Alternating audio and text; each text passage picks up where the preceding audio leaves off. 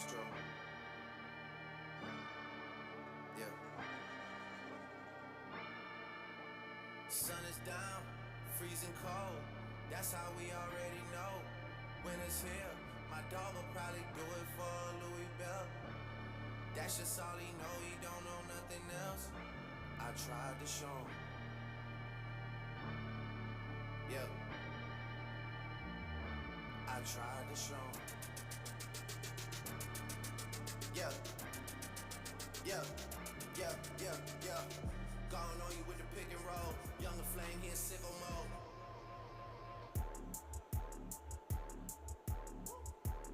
Made this here with all the ice on in the booth. At the gate outside, when they pull up, they give me loose. Yeah, jump out, boys. That's Nike boys hopping our coast. Way too big when we pull up, give me the loot. Was off the Remy, had up at post. Had to hit my old town to duck the news. 2-4-hour lockdown, we made no moves. Now it's 4 a.m. and I'm back up popping with the crew. I just landed in, just be mixers pop like Jamba Joe's. Different color chains, think my jeweler really selling fruits. And they joking, man, all the crackers wish it wasn't news. Sunset.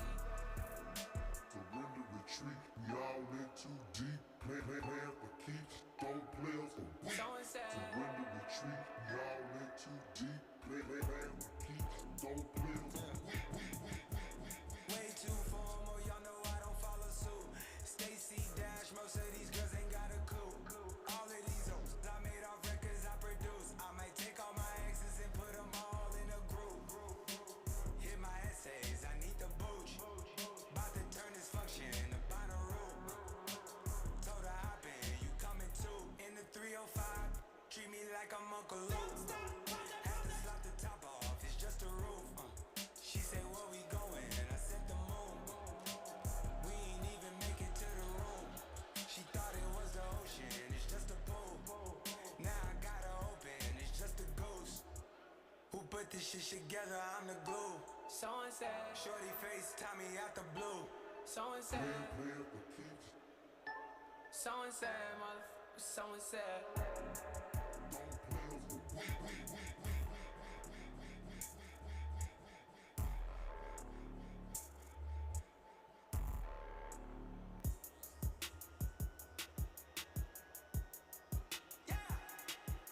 Astro. Yeah, yeah. Hey, hey. She's in love with who I am. Back in high school, I used to bust it to the dance. Now I hit the FBO with duffels in my hands. I did half a Zen, 13 hours till I land. Had me out like a light, ay, like a light, ay, like a light. Slept through the Hello, everyone, and welcome to the 2023-24 McCaw Cup Women's Hockey Championship presented by CCM, hosted by the University of Toronto. Today's game will be played between the Waterloo Warriors and your University of Toronto Varsity Blues. Jesus Christ, yeah. Checks over stripes, yeah. That's what I like, that's what we like. Lost my respect, you not a threat. When I shoot my shot, that shit wetty like on Shaq. See the shots that I took, wet like on Book, wet like on Lizzie. I be spinning valley circle blocks till I'm busy. Like where is he? No one seen him. I'm trying to clean him. She's in love with who I am. Back in high school, I used to bust it to the dance. Now I hit the FBO with duffels in my hands. I did half a Zen, 13 hours till I land. Had me out like a light, like a light, like a light, like a light, like a light, like a light, like a light. Yeah, Pastor Dawson Selly sending texts, ain't sending kites. Yeah, he say keep that on like I say, you know this tight. Yeah, it's absolute. Yeah, I'm back with Boot. It's lit. La Ferrari, the Jamba Juice. Yeah, we back on the road, they jumping off no parachute. Yeah, shorty in the back, she say she working on the blues. Yeah, ain't by the book. Yeah, it's how it look. Yeah, by the check. Yeah, just check the foots. Yeah,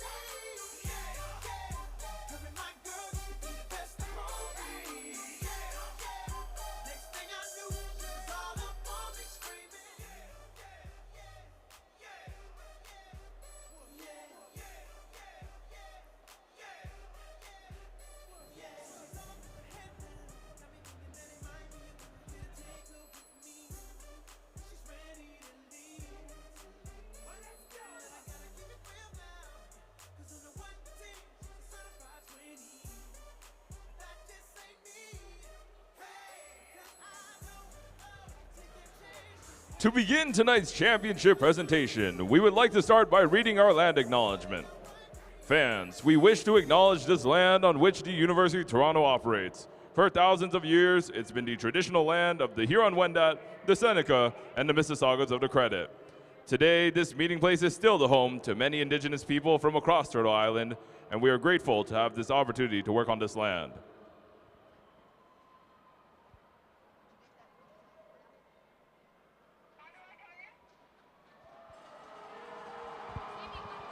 Miigwech.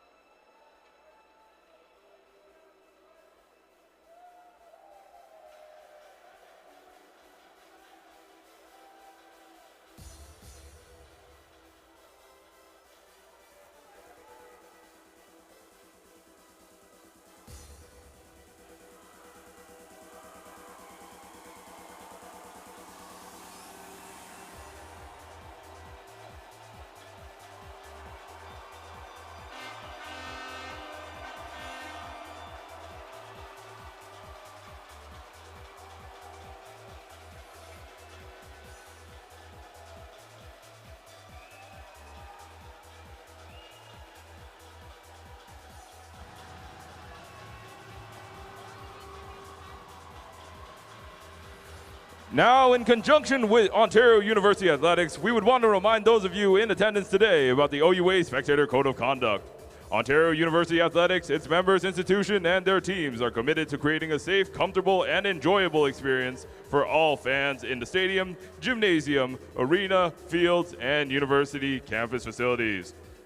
Profanity, racial or sexist comments, hate speech, homophobia, discriminatory language, or any other intimidating actions directed at officials, student athletes, coaches, team, and or school representatives will not be tolerated and are grounds for removal from the site of competition.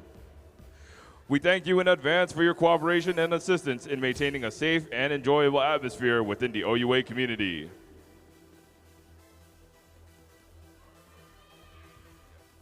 Now, here are the starters for the Waterloo Warriors.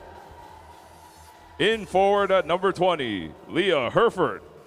Forward number 88, Tatum James. And finally, number 11, Elizabeth Leonardon. In defense at the blue line, number 42, Lindsay Atchison. And number 4, Jessica Fennell. Goalie for tonight is number 32, Michaela Schnarr. Head coach for the Waterloo Warriors, Sean Reagan. And now, here are the starters for your University of Toronto Varsity Blues. In forward, your captain from number 12 from Ayr, Ontario, Taylor Trussler. Number 23 from Barrie, Ontario, Caitlin McKnight. And number 27 from Stony Creek, Ontario, Nikki McDonald. At the blue line in defense, number 6 from Ottawa, Ontario, Caroline Eagles. And number 15 from Oakville, Ontario, Francesca Monti. And your goalie for tonight's game, number 30 from Amherstburg, Ontario, Erica Fryer. Head coach for the Varsity Blues in her 13th season, Vicky Sunohara.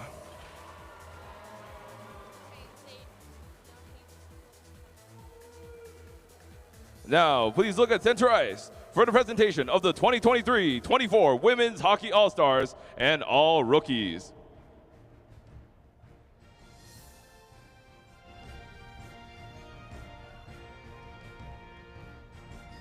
We now ask that you please direct your attention to the ice for a special presentation. Please welcome Matt Davies, Chief Operating Officer at the OUA, to present a trophy commemorating the following officials for their assignment to today's McCaw Cup Championship game. Referee Jen Berzowski, Referee Amanda Mora, Linesperson Aaron Zach, and Linesperson Kobe Sullivan.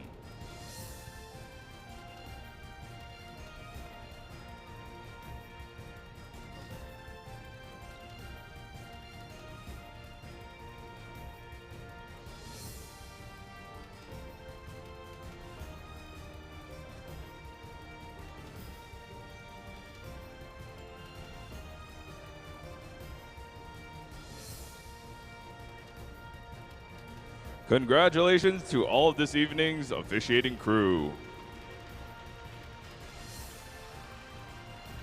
Next, we would like to welcome Rolly Webster, Director of Athletics and Recreation at the University of Waterloo, to present the 2023-24 All-Stars who are participating in this year's McCaw Cup Final.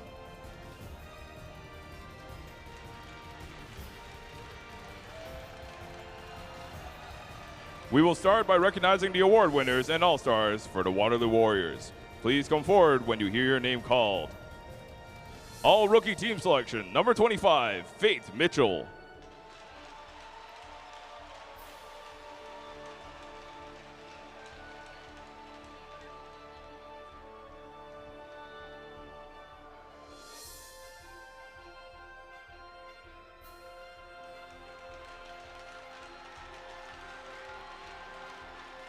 First team All-Star, number 20, Leah Herford.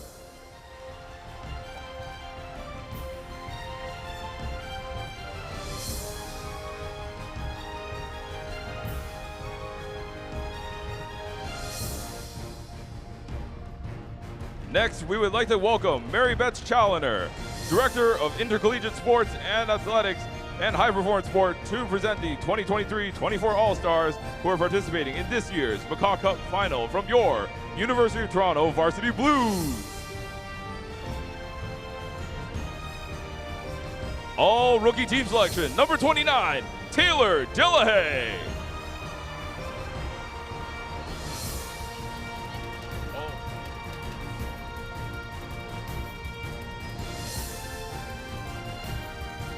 Second team All-Star, number 30, Erica Fryer.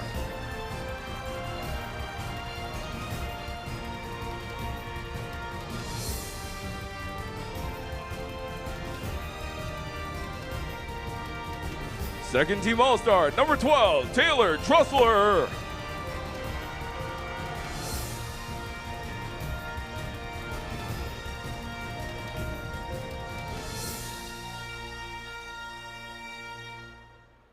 Congratulations, Taylor, Erica, and Taylor on your fantastic seasons. And now for tonight's ceremonial puck drop, please first welcome CCM Sales Representative Michael Bowman. Joining Michael is U of T Hall of Famer, four-time Olympic gold medalist, and current Senior Vice President of Hockey Operations at the Professional Women's Hockey League, Jana Hefford. Jana is joined by her children, Arwen, Lachlan, and Isla. We also welcome flag bearers from the Clovers from the Whitby Girls Hockey U11 House League.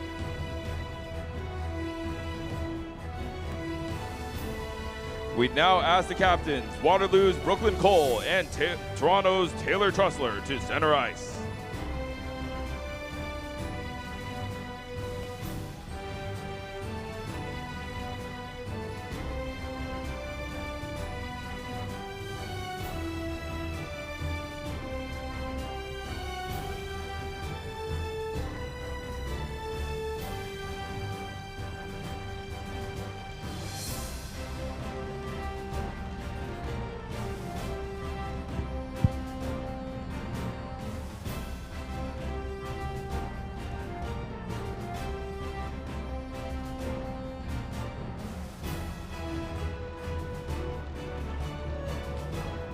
Fans, at this time, we ask that you please rise as able and remove your hats for the playing of the national anthem.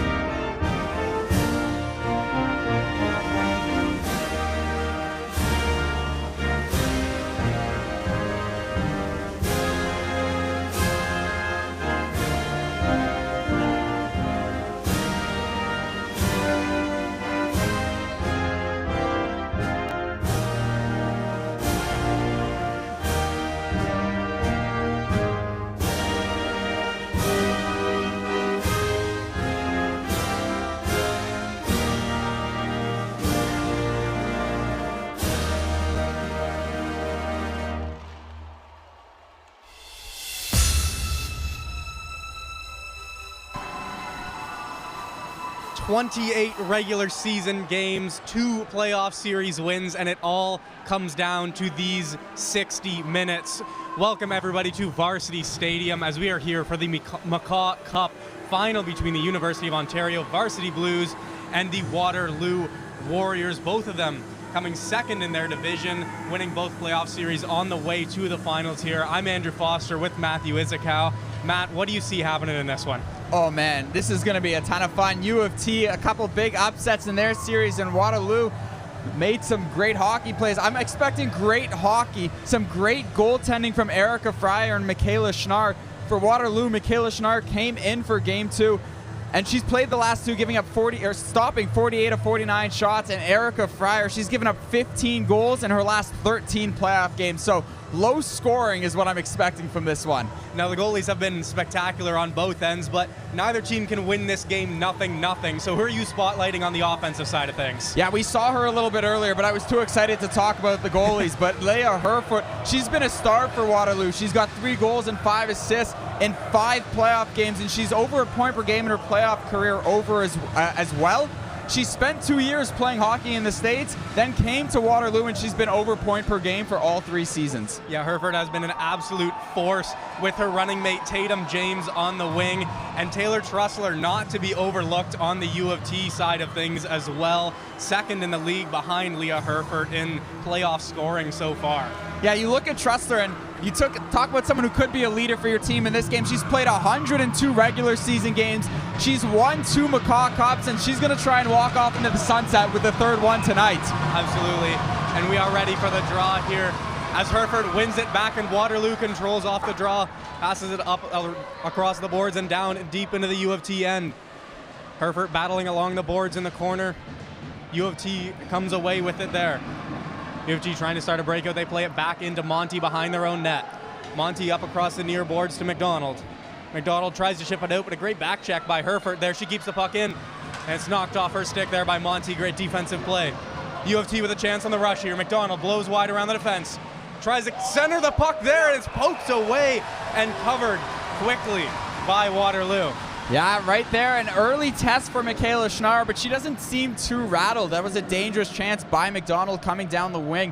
She throws it in front of the net, trying to find her teammate, as you'll see here, and she gets the tip-off. I can't quite see who it is, but Schnarr stands tall in her net. Yeah, Schnarr, a calming presence in net for Waterloo. As a quick shot off the draw there from U of T. That was Cole firing that one as it deflects into the corner, and a battle ensues down in the deep in the Waterloo end.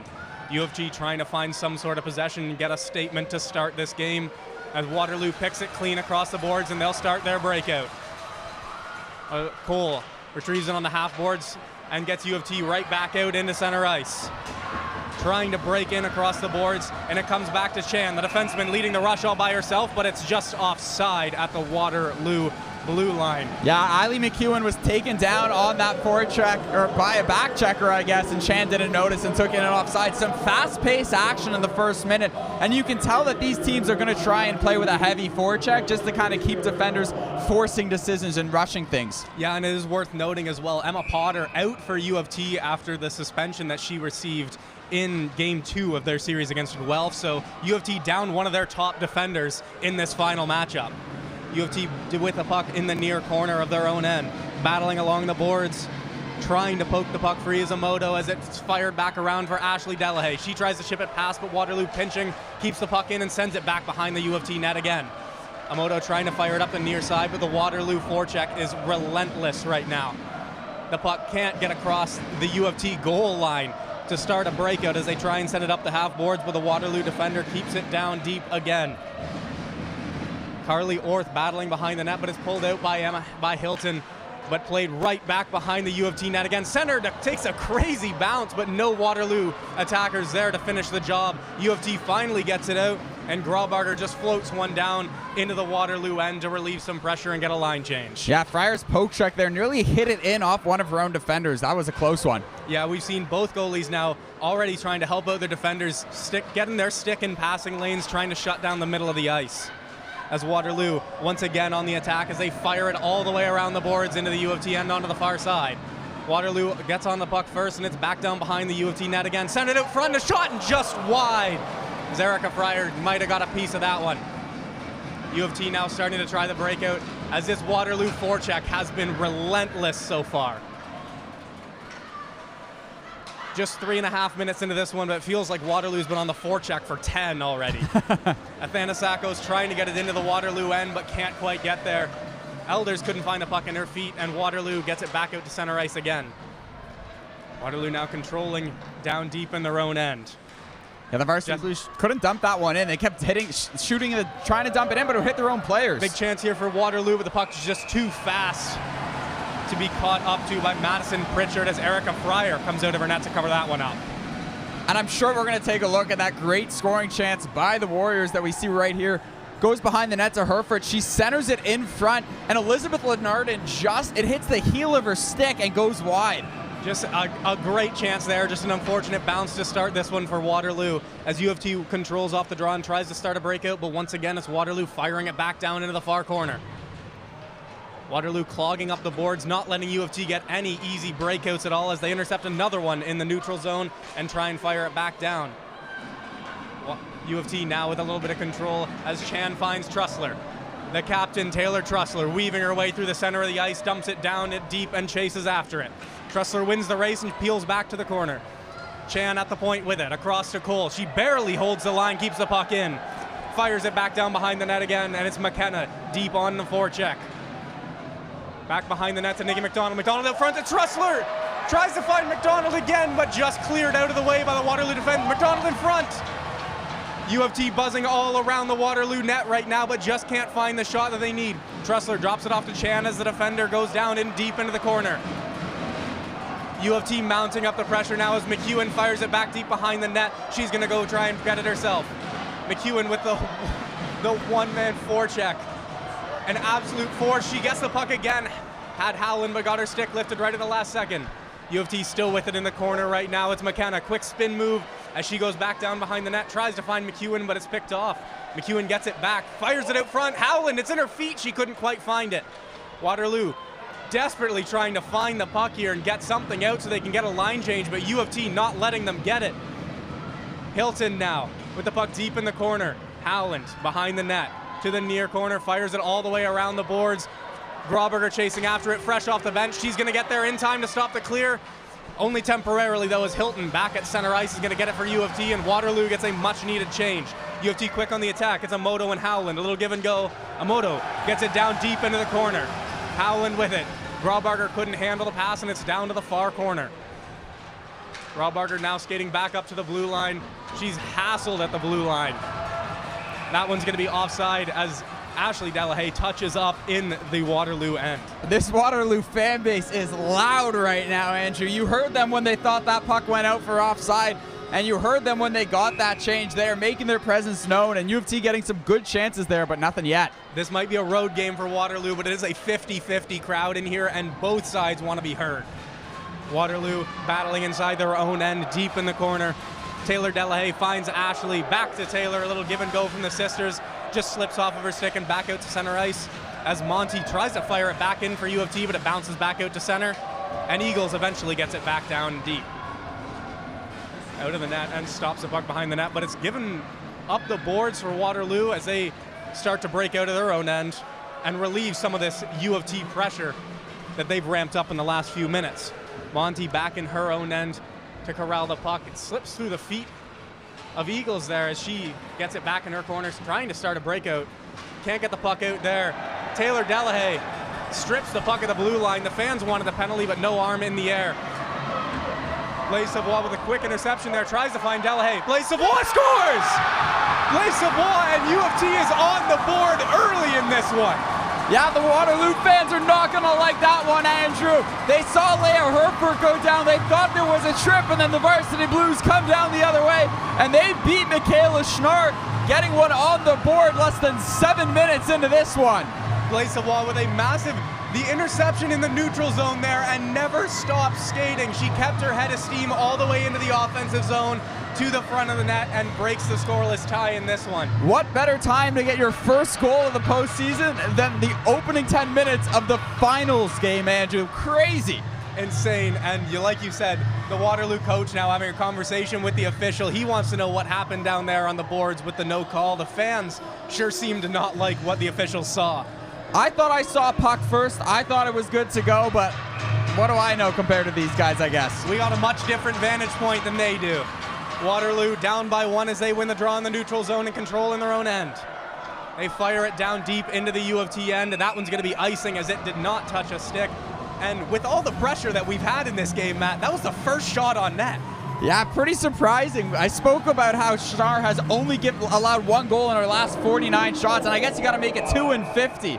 Still an incredible rush, incredible stretch for the Waterloo goalkeeper, but not the best timing there. I think most teams would take 2 goals on 50 shots pretty much every day of the week. Oh, no doubt. Waterloo breaking back into the U of T end, tries to just fire one on net and is tipped aside by Fryer as she sends it to the corner, and the battle ensues in the far corner in the U of T end.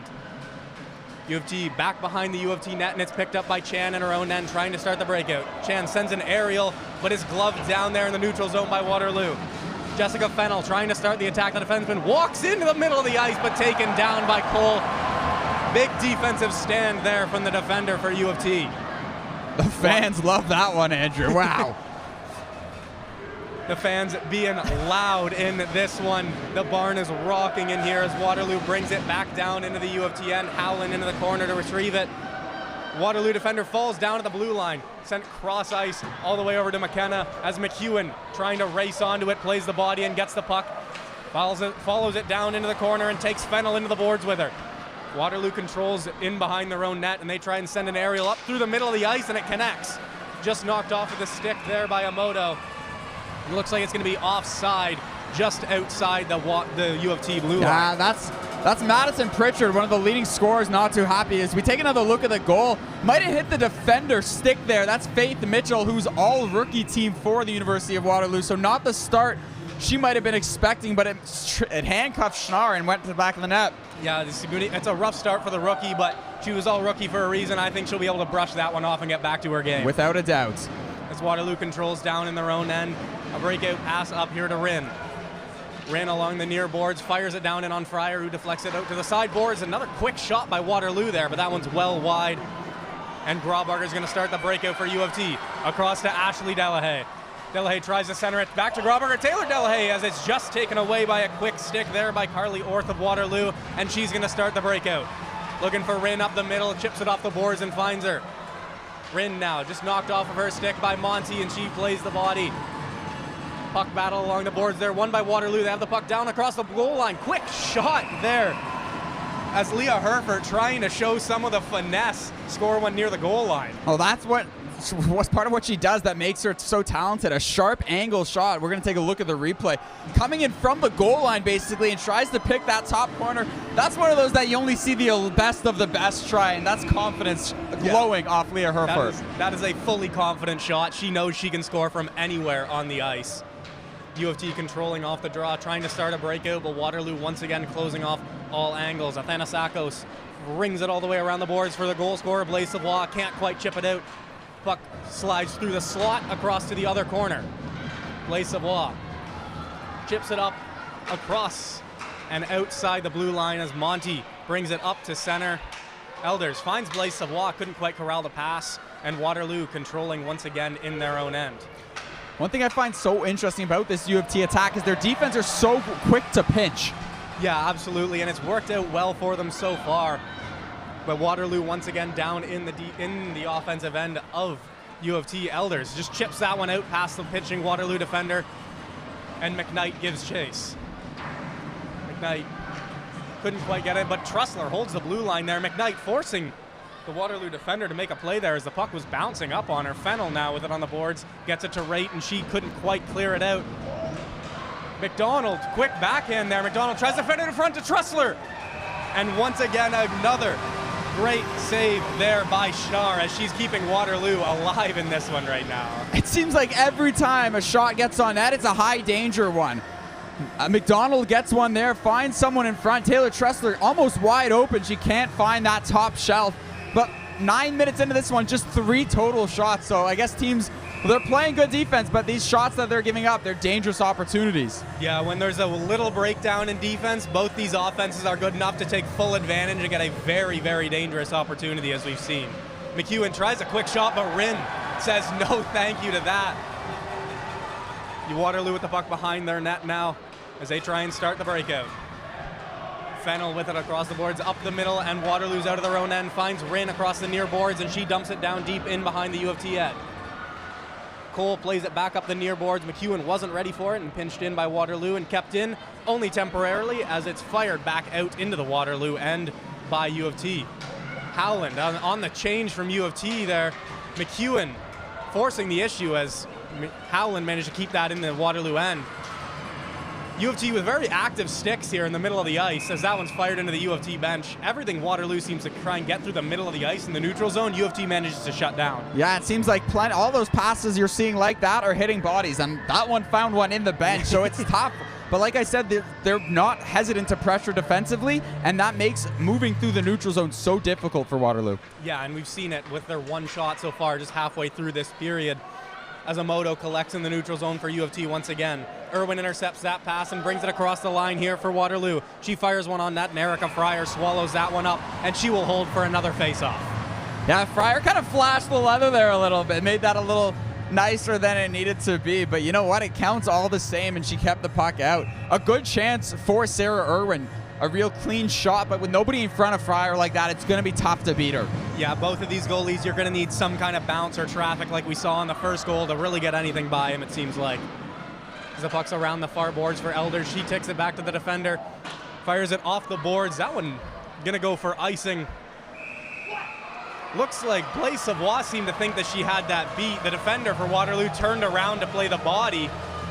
Blaise Savoie talking to the official right now. Yeah, I'm going to be honest. She has a reason to be upset about that. She looked like she not only had the angle, but the defender played the body. Like you said, she wasn't making any effort to play the pucks. The official's talking about it at center ice now, and you'd have to think that they're going to say, you know what, we got this one wrong. Let's drop the puck at center ice. Yeah, they could just veto that call and call it at center ice instead, which looks like what they're going to do here.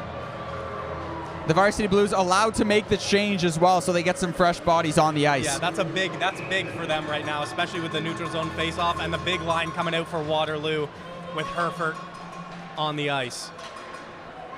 As Waterloo sends it back down deep into the Toronto end, and Fryer playing it safe, she's going to cover that one up. But an offensive zone draw here for the big line of Waterloo against the U of T big line. This feels like the equivalent of ball don't lie. I know they adjusted the call, but the faceoff's coming right back to where it would have been, the same side of the ice. Waterloo's got their big line out there, so pretty much where they wanted to be, just maybe 10-15 seconds later. Exactly. Maybe they would have liked to have some tired U of T legs on the ice, but it's all the same. U of T wins the draw, but it's back to the Waterloo point, and another shot swallowed up by Fryer again as Irwin blasted one from the point there. Quick hands from Erica Fryer. It's a bit of a scrum builds together in front of the Varsity Blue net with Leah Herford right in the middle of it for Waterloo. Not one of the players you're hoping is in those scrums, but regardless, Fryer with a great glove save there to keep this a 1-0 Varsity Blue lead. And that's already one shot in this offensive zone shift for this big Waterloo line of Herford and James, the two-headed monster that has been for Waterloo all season long. This one won by U of T and is taken behind the net. Trussler with it on the boards, tries to fire it cross ice to McDonald. That one's going to bounce down, and it's played by Waterloo. Down in behind the Waterloo net, U of T pressing. Monty tries to keep the puck in and does. Just barely keeps it in. McKnight walking the line. Finds Elders. Quick shot, it looks like. Shar didn't see that all the way until it was almost past her. Ruitt on the puck now. Herford. Bodies flying all over the place into the corner down there, and Trussler's slow to get up for U of T. That's a big loss for the Varsity Blues if they're going to lose her in such a crucial game. Trussler's still down in the corner as Waterloo walks back into the U of T end. Waterloo basically has a 5-on-4 here as Trussler's still not able to get off the ice. The Blues bench screaming for the refs to blow this one dead. And the Blues finally touch up there as Trussler's going to get the much-needed help that she needs to be able to get off the ice. It's a hard slide into the boards there. She looked like, I don't know if she fell at the fighting for the puck with Herford or she slid to try and knock it away, but her momentum brought her back first into the boards, and those are the ones that kind of sting a little bit. Yeah, it was Raitt, Herford, and Trussler. All three of them kind of got tangled up in each other over there. Trussler looks like she's trying to stretch it out. It might just be a pulled muscle, maybe a bit of a cramp. Could be something as simple as that, but that's not the sight that you like to see for the Varsity Blues early on in this one. Yes, like you said, we spoke about all the experience. We're going to take a look here. Yeah, she falls fighting for the puck with Herford, collides with another Waterloo player on the way into the board. Just no control. She can't control her body when she's colliding with that many people. But she's up now and skating off under her own power. It doesn't look great, but you know what?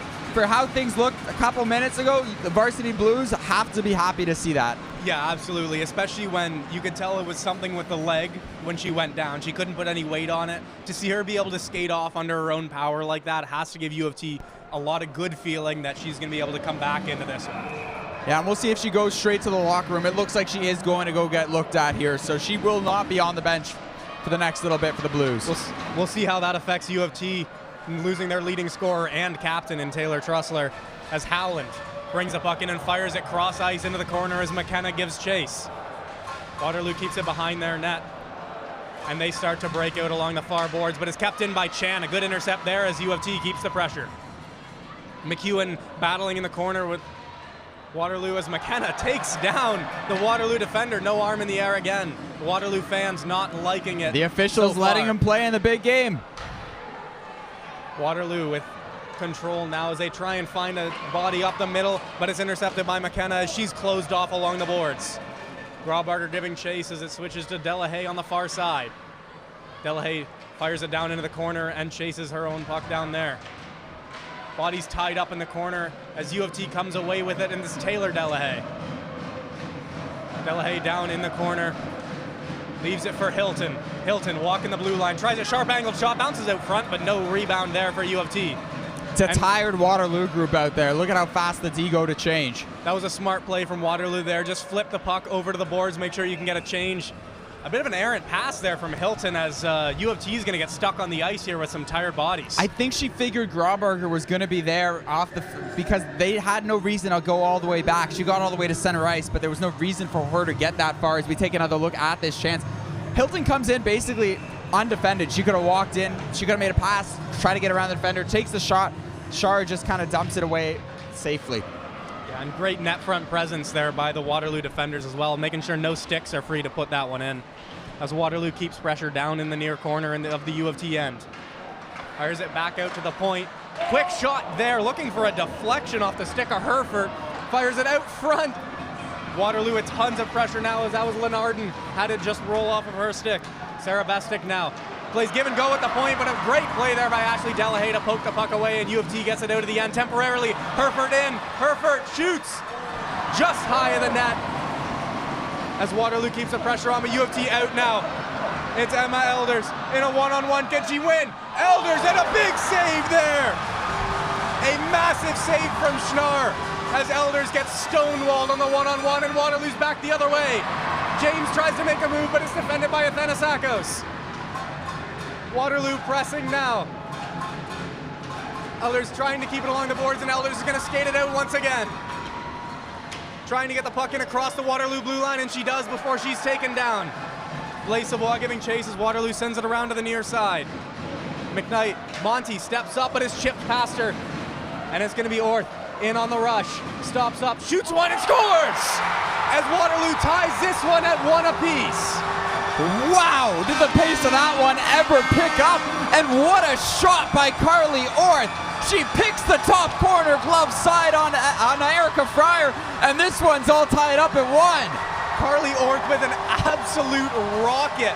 Short side, top corner, as she is pumping up the crowd. The Waterloo fans are going crazy here. Taylor Trussler did come back out there, which I want to talk about in a second, but look at that shot, picks the corners. Paige Rinn sets the screen on Fryer, and we're all tied up at one. I was going to say, Andrew, that with Trussler out, the next goal is huge in this one, and that one goes to Waterloo now. Absolutely, Waterloo. Is out front again, and a great defense there by U of T, tipping the puck up and over the net as Chan controls behind her own net. Chan tries to fire it up the boards, but it's deflected by Waterloo and kept down low. Cole's going to play it now, and she's got some time. Cole's going to start to skate it up.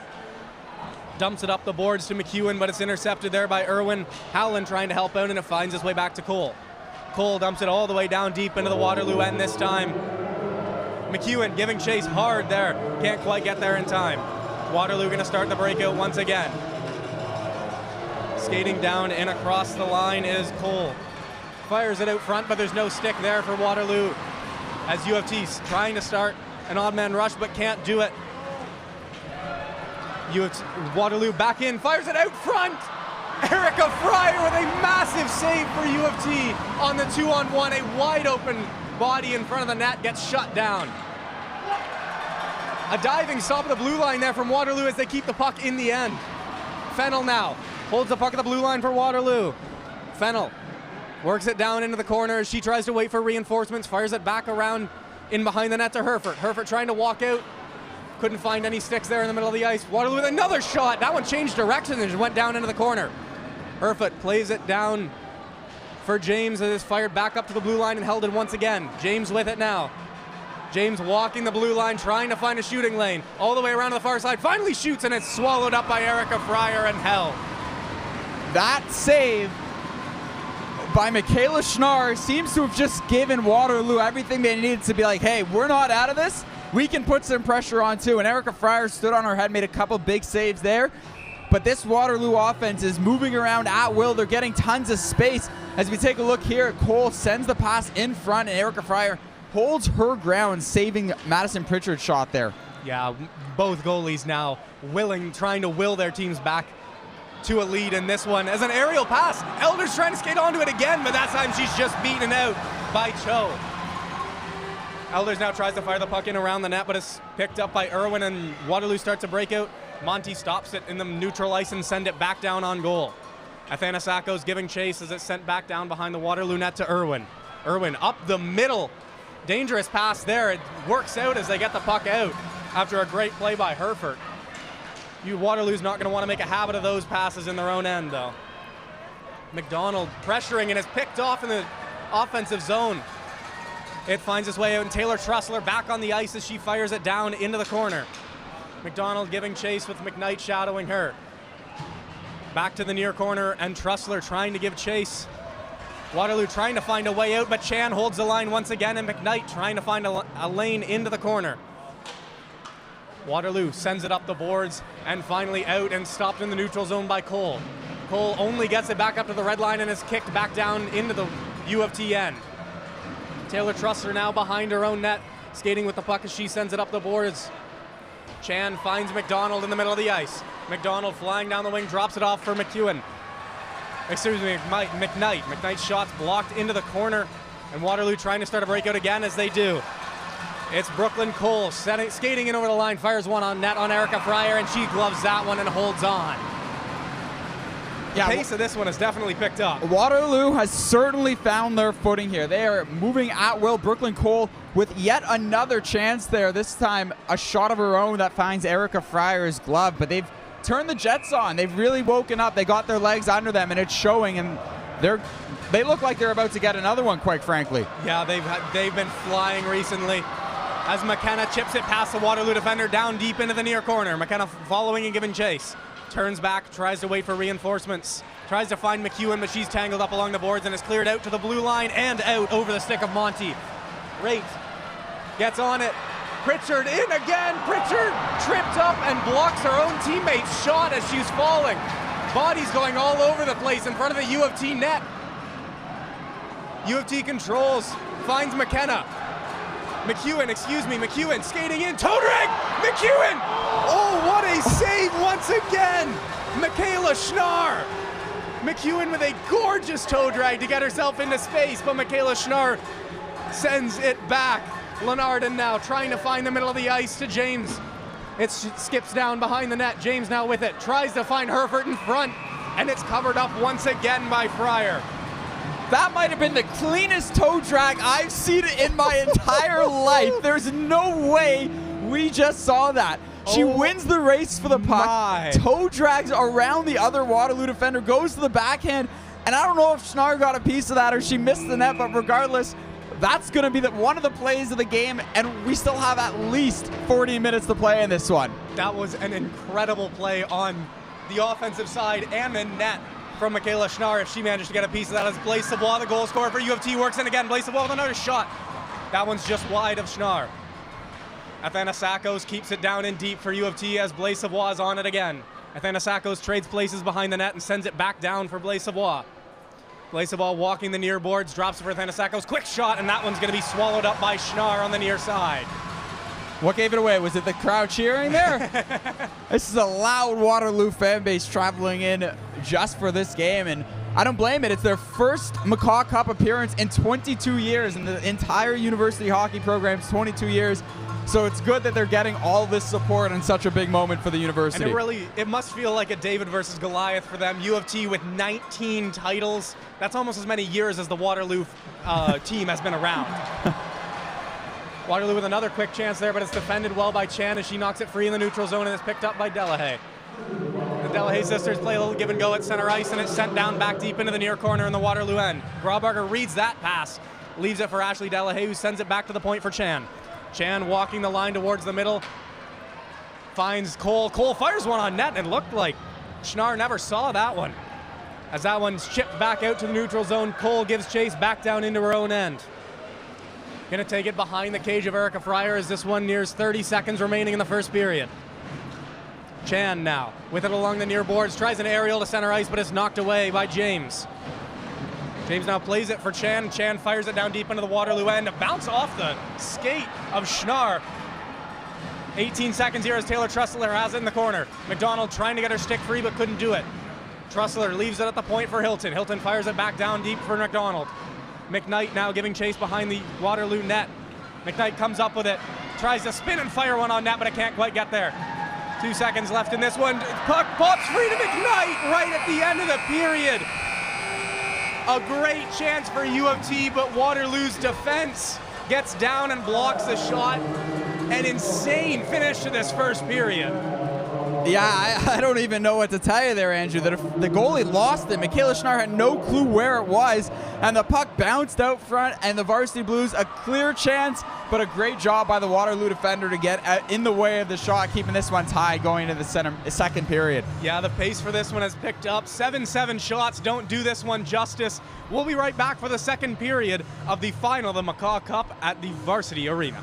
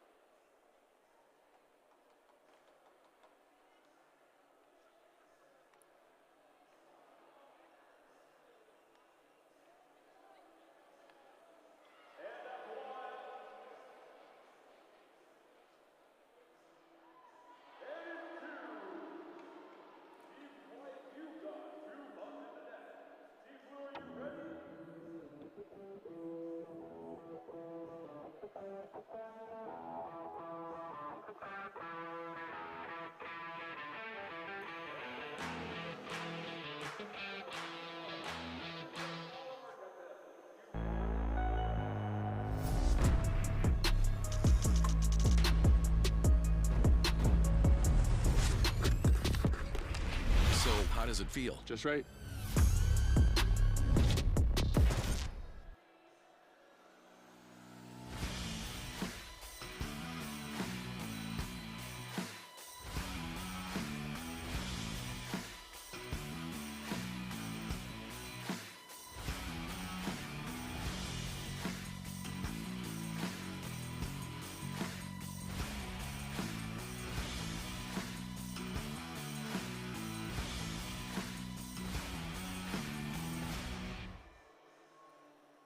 welcome to the inaugural and the first of many diversity in sports conference. Congratulations to everybody for making this all become a reality.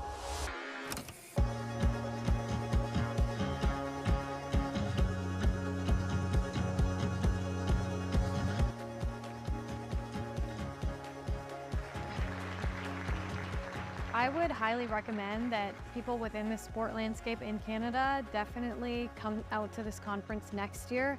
There's so much good information that can be absorbed from here, and I think we can all be part of the change within Canada if we all actively engage in conversations like this.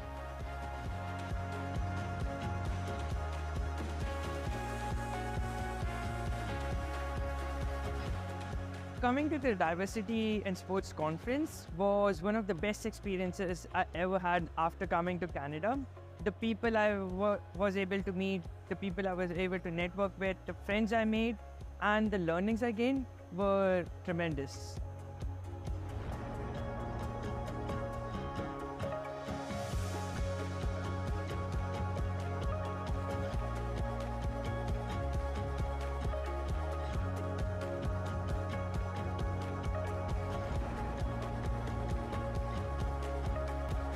Sign up right now. Follow them on whatever social media platform they are. Email the OUA, contact them, contact whoever you need to contact, find out when they're getting ticket sales again, and get here. This is a must-do every single year. Everyone needs to be here. We need to pack this place and get at it again in 2024.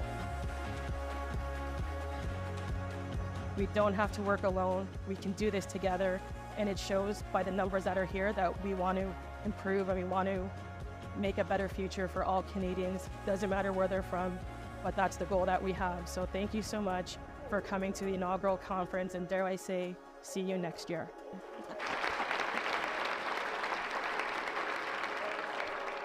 1, 2, 3. Diversity in sports. This is what girls do. This is what girls do. This is what girls do. This is what girls do. This is what girls do. This is what girls do.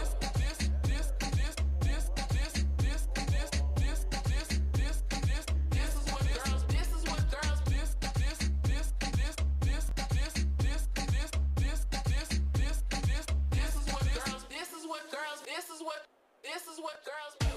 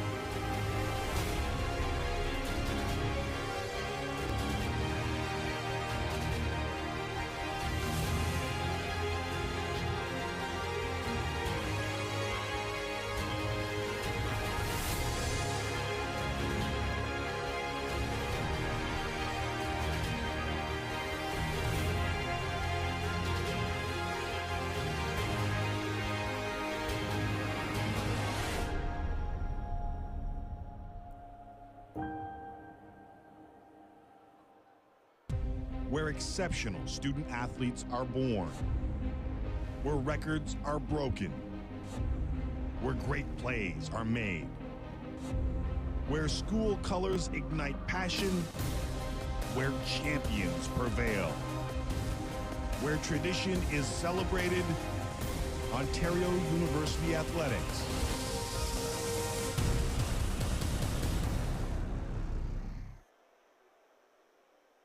I belong. I belong. I belong. I belong. I belong. I belong. I belong. Saying I belong carries significance. It goes beyond individual or team performance. It touches on the broader social context of the representation within sport.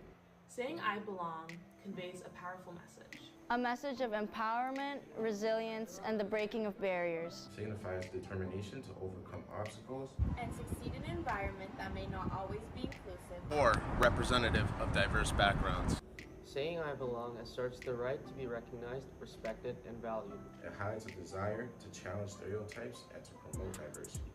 It inspires others from similar backgrounds to pursue their dreams in sport while feeling supported. Saying I belong can also serve as a reminder to the sports community.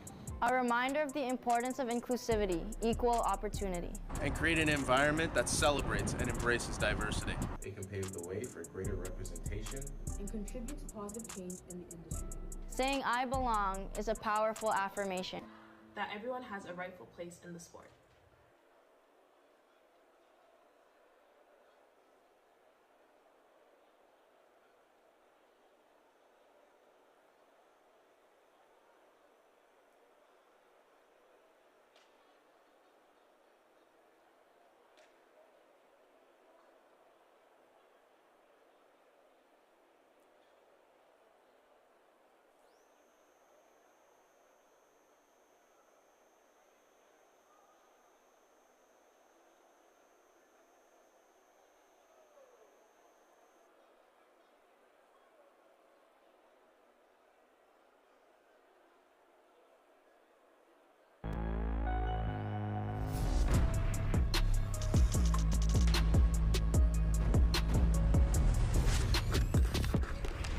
So, how does it feel? Just right.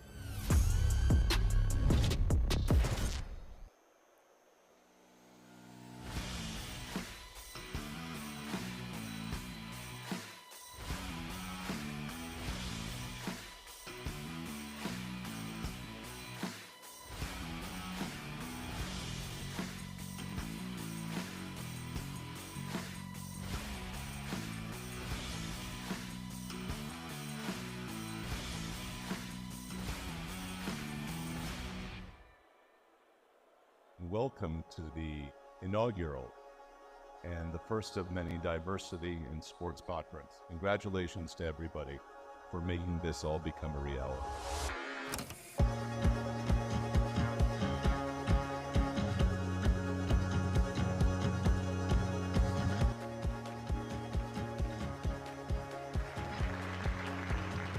I would highly recommend that people within the sport landscape in Canada definitely come out to this conference next year. There's so much good information that can be absorbed from here, and I think we can all be part of the change within Canada if we all actively engage in conversations like this.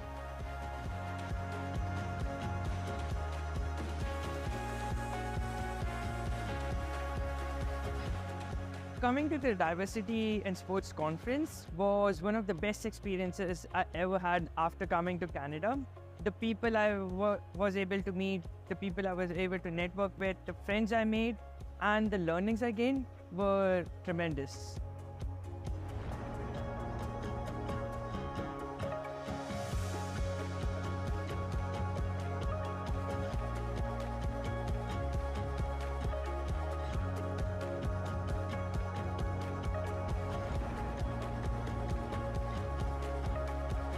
Sign up right now. Follow them on whatever social media platform they are. Email the OUA, contact them, contact whoever you need to contact, find out when they're getting ticket sales again, and get here. This is a must-do every single year. Everyone needs to be here. We need to pack this place and get at it again in 2024. We don't have to work alone. We can do this together, and it shows by the numbers that are here that we want to improve and we want to make a better future for all Canadians. Doesn't matter where they're from, but that's the goal that we have. So thank you so much for coming to the inaugural conference, and dare I say, see you next year.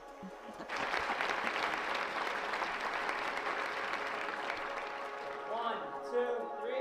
Diversity in sports. This is what girls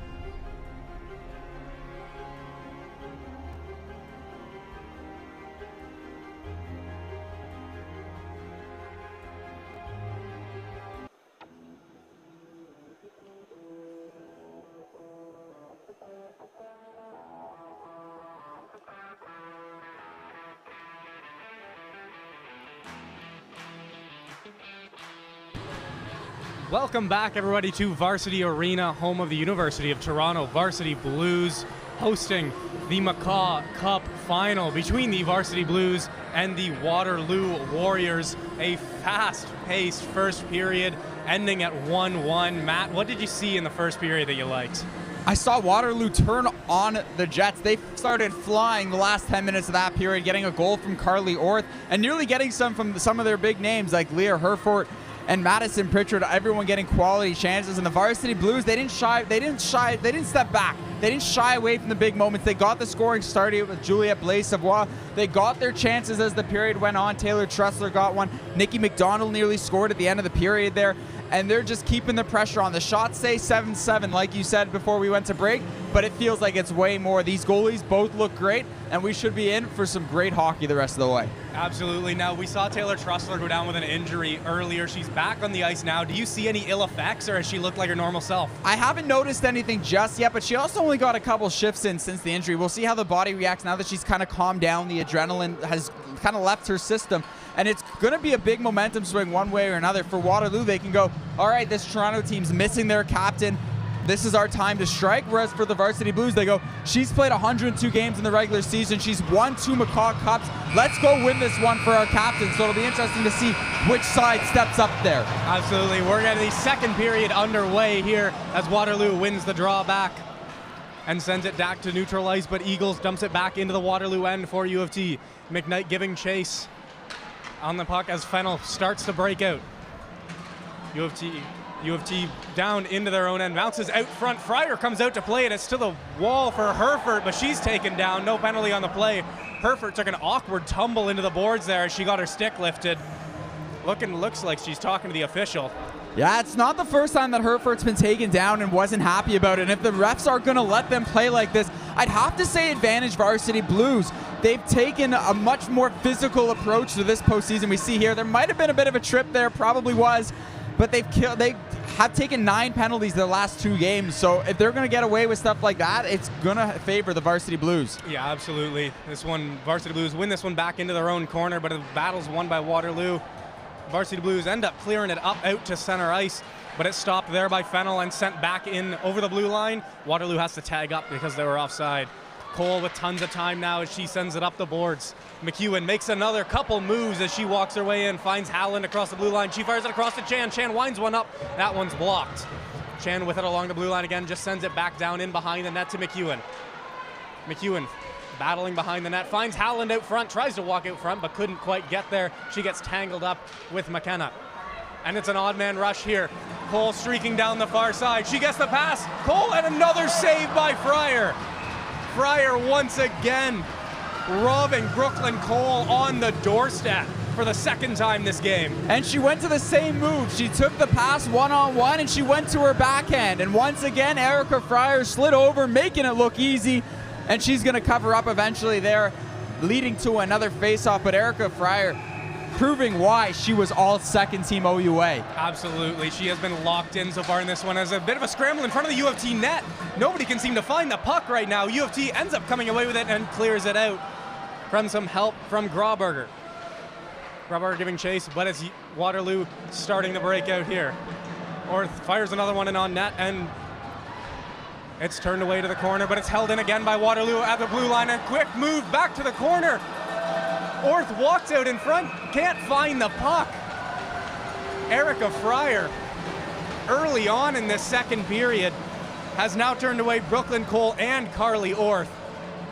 We're seeing just how talented some of these players really are with their hands. Trisha Cho putting on another nice move there, walking around a Varsity Blue defender, sends it to Orth, looking for her second, but she couldn't beat Erica Fryer. It took a perfect shot the first time, and it's likely going to take a perfect shot to beat her another time. Absolutely. Herford steps in for the draw for Waterloo, but it's won by U of T as they send it up the near boards. Elders clears it out to the neutral ice, but no further. Bassett going to send it down in on Fryer, and she's going to hold on to that one with Herford barreling down the center of the ice towards her. I don't mind that from Waterloo. Fryer, as well as she's been playing, gave up a goal from a similar area in the first game of the Varsity Blue playoffs against the Queens Gales. So to kind of just keep her on her toes, make sure she's engaged, I'd throw them on like that every once in a while if you can. Yeah, make sure she's not getting too stagnant back there in the net. As we see a crazy bounce out front there that Fryer takes care of, and is pinned in back behind the Varsity Blues net. Trying to get worked free by Toronto to try and start a breakout, and they do. Taylor Trussler skating up the boards. Makes a move and tries to find Monty streaking up the ice, but she couldn't, and Eagles is back. She wins the race to the puck behind the U of T net. Controlling in the near corner. Eagles fires it up the boards. Trussler smacks it out to neutral ice, and it skips over the stick of Bestick, and it's an odd-man rush for U of T. McKnight, quick shot, but it's saved once again by Schnarr. McKnight didn't make it too difficult. That hit her straight in the Waterloo logo, excuse me. But she's still in the right position to make that save, so it's a great job by Michaela Schnarr. I'd like to see the 2-on-1 be executed. Maybe take the pass. I know the defender is blocking the pass, but you don't have much of an angle on that shot. And with Schnarr being in position the way she was, it's an easy save for her. Yeah, there was a well defended there by the Waterloo defender on the 2-on-1 as Cole picks off the puck from Chan, and she's going to try and blow wide around her. Cole once again driving towards the net and is turned away by Fryer, but Waterloo's still in possession. Tries to kick it to the near boards. Waterloo wins the race and sends it back down into the corner as Cole controls for U of T, but sends it back up the near boards. Couldn't quite get kept in there as U of T trying to press into the Waterloo end, but it's turned right back around, and it's Pritchard and Cole once again. Pritchard tries to find Cole, but this time it's broken up by Monty. A big hit along the boards there by Raitt, and that one looks like it's going to get called for body contact. Yeah, listen, they've been letting him go all game. That one was clear as day. You can't let that go. The Waterloo fan base not going to be too happy about it, but she lowered her shoulder. She initiated the contact. If this were the PWHL, you'd be saying that's fine, let it go. But we'll take a look here, and you can see she played the hit. McKenna didn't have the puck anymore. You got to call that one, and the officials did. It was a clean hit, no head contact or boarding, but not allowed in this one. As U of T goes to the power play, Monty keeps the puck in along the boards and sends it down to the corner, and is back up to Ashley Delahaye on the far boards. Monty now at the point, tries to get it across the Eagles, but that one's deflected out. Herford trying to give chase, but she can't quite get there for the odd man rush, and Graubarger brings it back in over the blue line. Graubarger sends it down into the corner, and she gives chase on James. Taylor Delahaye now with it in the far corner. She tries to send it down to her sister, but it gets tied up in the feet of the official. Graubarger sends it back to Eagles at the point, who sends it back down to Ashley Delahaye. She lets it go around the far boards for Taylor. Taylor Delahaye leaves it for Ashley. Ashley back up to the point to Monty. Back out to Ashley on the far boards. Down low to the corner. Out front! And a quick save there, as a great defense there as the Delahaye sisters trying to do a give and go. Pretty Sedin-esque over there, where they knew the other one was going to be there. They've tried that one, I'd imagine, once or twice, and they got a great look out of it. Ashley Delahaye dumps it low to Taylor, who gets it right back, and her stick was just tied up, so she couldn't get enough on it. Schnarr covers up, forcing the face-off. Another dangerous attack there from U of T as the number one power play unit steps over the boards. Chan keeps the puck down low and sends it to McDonald. McDonald trying to corral the puck along the far boards as she's tied up. Fennell ties her up there as two U of T players come in to help out. Trussler walking the goal line, tries to get out front, just loses the puck off of her stick. She does block the clearing attempt behind the net, and McKnight controls. McKnight in the corner. Now Trussler. Trussler with it. Back out to McKnight. Keeps the puck, fires it. It's in front. It was in the body of McDonald, but she couldn't settle it down. Wow, I don't know if that hit the post, but that flew off the shot and hit McDonald, and she couldn't find it in time to put in the open cage. Another chance here. McKnight walking in, tries to find McDonald, but a sliding defender blocks the pass and clears it to the corner. Hilton now with it on the near boards. Tries to fire it back toward Trussler. Just shoots it high. Trussler had to settle that one down as the puck was rolling when it got to her. Hilton keeps it in. Finds McKnight, who up in the air. McDonald tries to volleyball spike it into the net. And the referee is going to call a hand pass there. I haven't seen that one before. Yeah, listen, that probably wouldn't have counted, it's safe to say. But you got to love what the Varsity Blues were doing on the first minute 53 of that power play. They haven't had much success on the power play all year. They scored 6 times in the regular season, just 3 times so far in the playoffs. But they got some great chances there. We saw one of them there with the shot that hit the post and came out. And now just 7 seconds left, the face-off coming outside of the Waterloo zone. Yeah, U of T with these fans from Waterloo, Erica Fryer is going to have to be loud, letting them know that that player is coming out of the box. U of T controls off the draw, and Eagles sends it down deep in behind the Waterloo net as Athanasakos gives chase. Turnover there, Blasewall gets it in front to Elders. Couldn't quite corral the pass. Lots of chances for U of T, but the puck not cooperating with them. Down behind the Waterloo net now as Athanasakos gives chase. Pestering in behind the Waterloo defender. Blasewall helping her out. Athanasakos gets it back to Eagles at the point. Eagles, stutter step along the line. She's going to walk the near boards. Fires one in front. That one misses every stick. Monty sends it back down, and Elders with it behind the net. Works over to the far corner. Puck knocked off her stick, and it's going to be broken out by Pritchard. Pritchard turns it over. Elders trying to walk in. Howland keeps it into the blue line as well. Waterloo can't get this one out. Waterloo on the long change with some tired bodies on the ice now. U of T trying to keep the pressure on, and they do. McEwen and Howland combine to keep it in. McEwen trying to get there. McKenna now in the corner, in the near corner. McKenna walking out front. Finds Chan. Looks like a penalty's coming to Waterloo once again as Howland was taken down in front of the net, and U of T is going to go back on the power play. Yeah, that's a frustration penalty. You can't have your captain take that. It's the first negative thing that Brooklyn Cole's done all night. She was fighting for position in front of the net there and just kind of took the feet out of the Varsity Blue player. I think it was Abby Howland. Hopefully we get it on this look right here. She takes her down, and you just can't do that. You got hemmed in your zone. You've had a tough start to this period, and once again the Blues go back to the power play. Yeah, and the big line is coming right back out again as McKnight steps in for the draw against Herford of Waterloo. And McKnight wins it, but it's controlled by Waterloo as James comes out with the puck. James in a one-on-one tries to cut to the middle, and she does. Just trying to kill some time here as Waterloo with their second straight penalty kill. James still with the puck, walks back in, but Herford wasn't quite back across the blue line yet, and that one's going to be blown down for offsides. Yeah, listen, they killed 15 seconds pretty simply. Tatum James, kind of just skated around and killed time, and you can't be too mad about that. You would have liked to get a scoring chance going one-on-one with the defender there, but the fact that the faceoff's now all the way at the other end of the ice, can't be too mad. No, absolutely not. U of T wins a faceoff all the way back down to Erica Fryer, and Monty controls behind the net. Monty up the far boards, cross ice, and it finds Eagles. Eagles lost control of it. Grauberger didn't see it, and it's sent back down into the U of T end. Monty controlling behind the net again as she finds Ashley Delahaye on the far side. Cross ice to Eagles. Eagles with a head of steam finds Ashley Delahaye.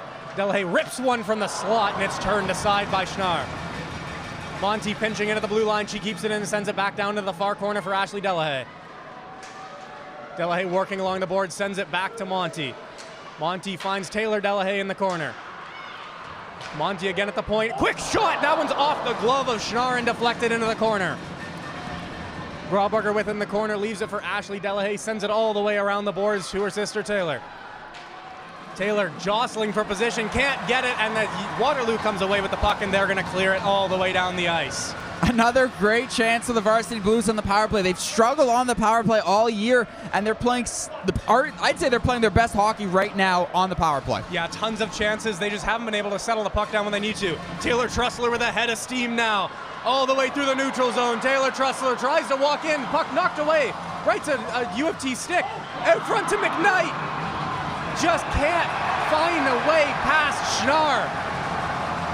As you can see, this one, the chippiness starting to pick up in front of the net. Yeah, Michaela Schnarr. That's Madison Pritchard coming in right away to clean the crease, but look at Taylor Trussler trying to get around everyone, gets a swing at it, and finds McKnight in front of the net. Oh, captain, my captain. She's back, and she looks good to go. Yeah, I think it's safe to say that injury's pretty much weared off now. As U of T lines back up for the face-off again, McKnight wins it, but it's once again controlled by Waterloo as they'll try and skate it out. This time Pritchard just sends it down into the far corner, and Waterloo's going to be first on it once again. Waterloo going to win the race to the puck on the near boards as well as Chan tries to tie it up. Trussler comes in to help and tries to dig it free.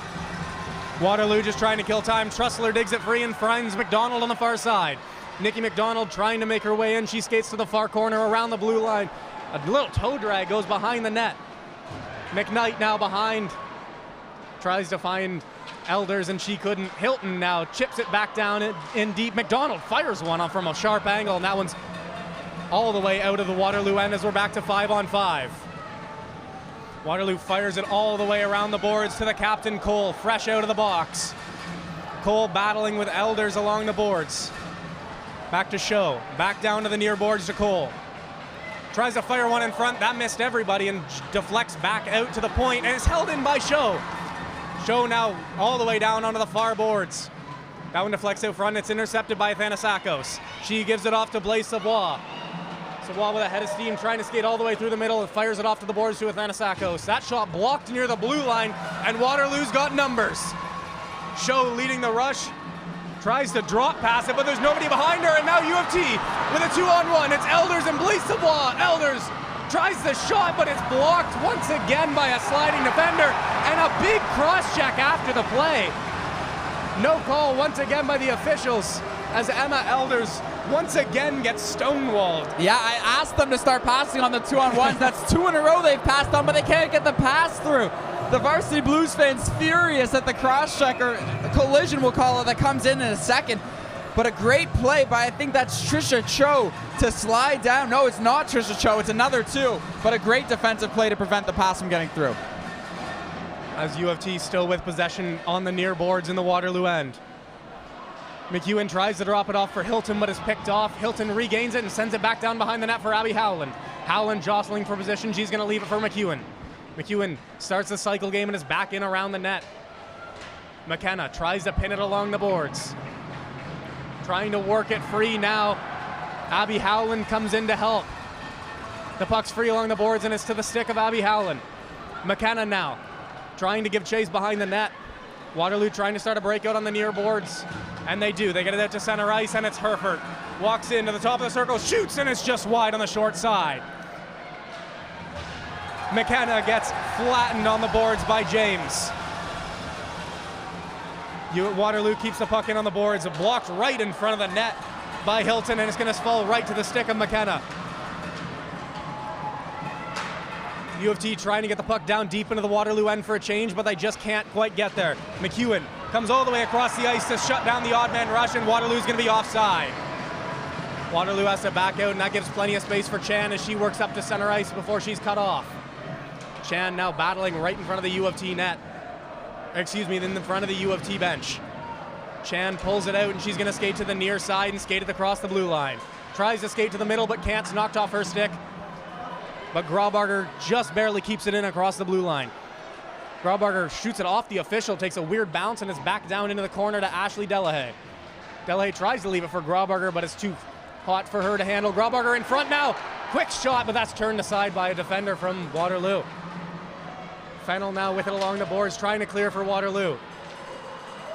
The line was held for a second by Eagles, but it's going to be turned back out to the neutral zone. Cole finds Taylor Delahaye, but it's just too hot for her to handle as it's down into the Waterloo corner. Fired all the way around to the far boards for Nikki McDonald to corral on the boards. McDonald tries to work her way in front. Almost an incredible move by McDonald there, just defended by Waterloo. Waterloo now with it in the far corner in their own end. Tries to get it to range, she tries to get it out and can't. Taylor Trussler now with it on the far boards. Finds McDonald, but the puck's too hot for her to handle. Eagles trying to back up. Puck takes a crazy bounce off the stanchion in the center of the ice there. The ref's calling a hand pass. Yeah, the Varsity Blues aren't going to be too happy about that, and rightfully so. That one clearly hit the stanchion. No blue in the area. We'll see what the refs are talking about now. They're going to send the face-off all the way to just in front of the Varsity blue line. But I want to talk about that defensive play on Nikki McDonald there. She got around the defender. The defender used the body without hitting. So McDonald couldn't get to the puck that she pushed forward, and it stopped a scoring chance. Yeah, that's what they needed. That's what Waterloo needs to do whenever U of T tries to make those high skill plays like McDonald just tried there, as Trussler gets ridden into the boards off the puck and it's loose behind behind the Waterloo net. McDonald now tries to play it back down and it's picked off by Waterloo. Waterloo just barely can't get the puck out as it's kept in once again by McDonald as U of T goes for a change. McKenna trying to give chase as Elders and Blaise Savoie hop over the boards. Fresh troops out there now for U of T as that one's going to be icing And Waterloo's tired bodies are going to have to stay on the ice here. Yeah, luckily for the Varsity Blues, that one just had enough to get over the goal line. But I'm looking at the shots. We're looking at 4 shots aside a period. I want to talk to the stat tracker here. There's no way that each side's only had 4 shots. It feels, again, like we're getting fast-paced hockey with quality scoring chances. Yeah, absolutely. This has been an incredible game so far, worthy of the finals. As a quick shot there's blocked in front of Thanasakos. Back to Chan. Another one that's going high and wide into the corner. And Blazeable gets it on the near boards, fires it back into the near corner. Elders now with it on the board. She skates out towards the blue line, leaves it for Cole. Tries to fire one on net, but that doesn't quite get there. Cole couldn't hold the line and it's flipped back out by Waterloo. Chan giving chase. That one just enough for icing there. The Waterloo fans not liking that one. Yeah, the bench isn't too happy about it either, and I have to agree, I can't stand when players take their time, and Chan didn't even hide it there. She went into a glide, but the ref's gonna give him the whistle, maybe to make up for that hand pass. Yeah, you know, like you said before, ball don't lie. Ball don't lie.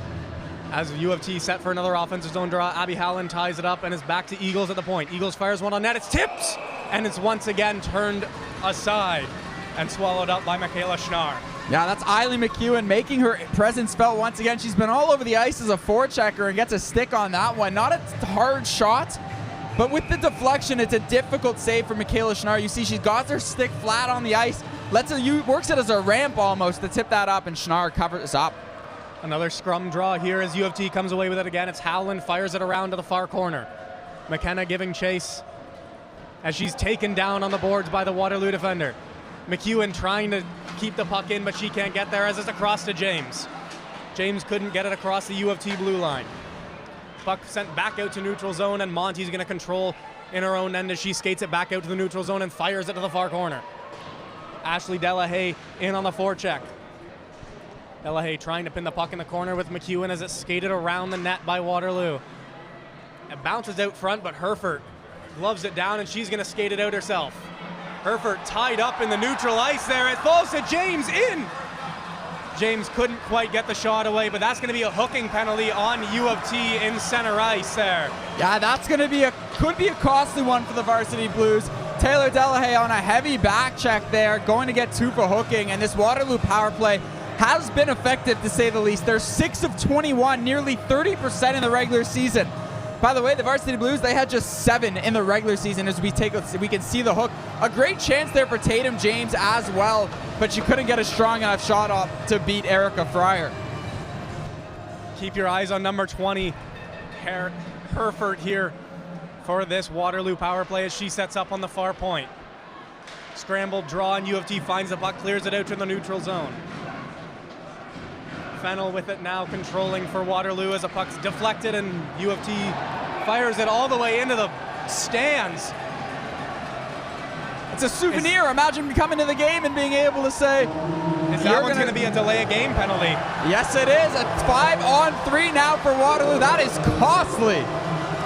The fans going to be happy about the puck. Vicky Sun-O'Hara can't be happy that her team's going to be 5-on-3, and she's taking a timeout. Excuse me, Waterloo is taking a timeout to kind of say, okay, we got a minute 40 here, 5-on-3, let's make this count. Waterloo has been hemmed in their own zone for the last 5 or so minutes of this period, took 2 penalties.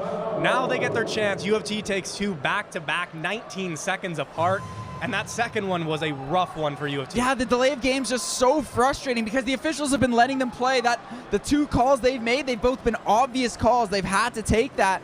And that's another one, like you leave the official no choice. You shoot the puck from your own end, out of play. It's clear as day, especially in a moment like that when there's nobody around you, and you're gonna hurt your team more often than not. Yeah, and it's a little weird because it didn't even look on the replay like the puck flipped up on her or anything. It was just maybe just a little bit of a errant shot there, trying to clear it down, make sure nobody can block it. But regardless, this is a massive moment for U of T. Erica Fryer is going to need to stand up big here for the Blues. As the draw is won by Waterloo, it's Fennell at the point.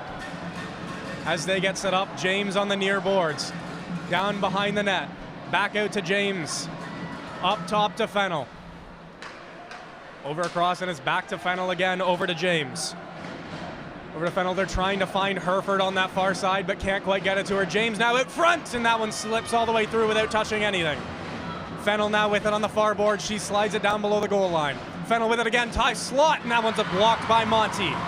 Fennel keeps the puck in on the blue line. She winds up, decides to pass to James. James tries to shoot one, it's blocked by Eagles and cleared to the corner. McDonald gets there, and she's going to clear it all the way down the ice. A minute left in the 5-on-3, and you can't defend it much better than that. Nothing got through to Erica Fryer there. No, that was as good as they could have asked for.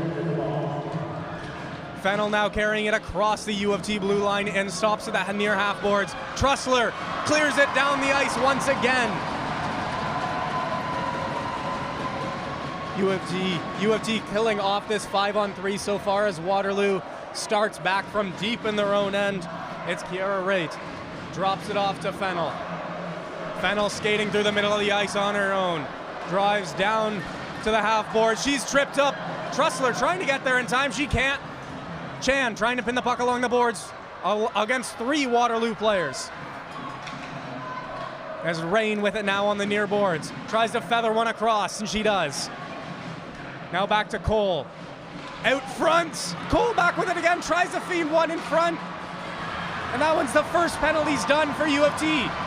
Taylor Delahay's back on the ice. Cole, a big block from Taylor Trussler as that one skips behind the net. U of T trying desperately to pin the puck and kill the rest of this penalty. A battle behind the goal line now. Cole was going at it along the boards with Chan there. That's tied up. The referee blows it dead, and there is 2 seconds left. No shots on goal there for the Waterloo Warriors. They were trying so hard to get the puck to Leah Herford. And listen, I get it. You want the puck on the stick of your best player, but you've got to find a way to get shots on net when you have a 5-on-3. Let's take a look here. Just blocked shots one after the other after the other. That one by by Aubrey Cole there. They just found bodies. They couldn't find anything that got through to Erica Fryer. Yeah, this was a great display of penalty killing by the U of T Varsity Blues as Hilton is back out of the box now. As that one's poked through by Blaze Savoie, she tries to get it out across the blue line, and she does just barely, and Elders picks it up and keeps it going. She chips it down into the Waterloo end. As they pick up the puck, it's Sarah Irwin behind her own net trying to start a breakout. She loses control of it. McEwen trying to get, Elders trying to center it there. Thanasakos gets control and sends it back down into the corner to Elders. She stops up, skates along the near boards, drops it off to Eagles. Eagles on the near boards now down into the corner, fires it across to the far side. Thanasakos trying to win the race to the boards. She gets into a battle. Thanasakos trying to get the puck free, trying to work something, but that one's going to get blown dead by the official once again. Thanasakos is someone I want to see more from for the Varsity Blues. She's so experienced. She's played 4 years with this team. She's won a title with them. She was one of their leaders in points. She just seems to struggle in playoff games. She's got just 10 points in her 20 career playoff games. This is the kind of moment where you need a player like that to shine, and she struggled to do so. Eagles tries to fire one on net quick there. It's blocked back out to center ice and sent back into the corner by Monty, and that's going to be controlled by Fennel. Fennel across around the net. Lindsay Ashison getting harassed there by the U of T forecheck. She manages to skate away, find some space, and just flip it out to center ice, and is gloved down by Abby Howland. She's going to send it back down onto Schnarr. They're going to give that one a shot on goal. Across to Monty. That dump attempt is blocked at center ice and sent back out now. McEwen trying to give a chase, but it's up to Orth in neutral ice as she skates across the U of T line.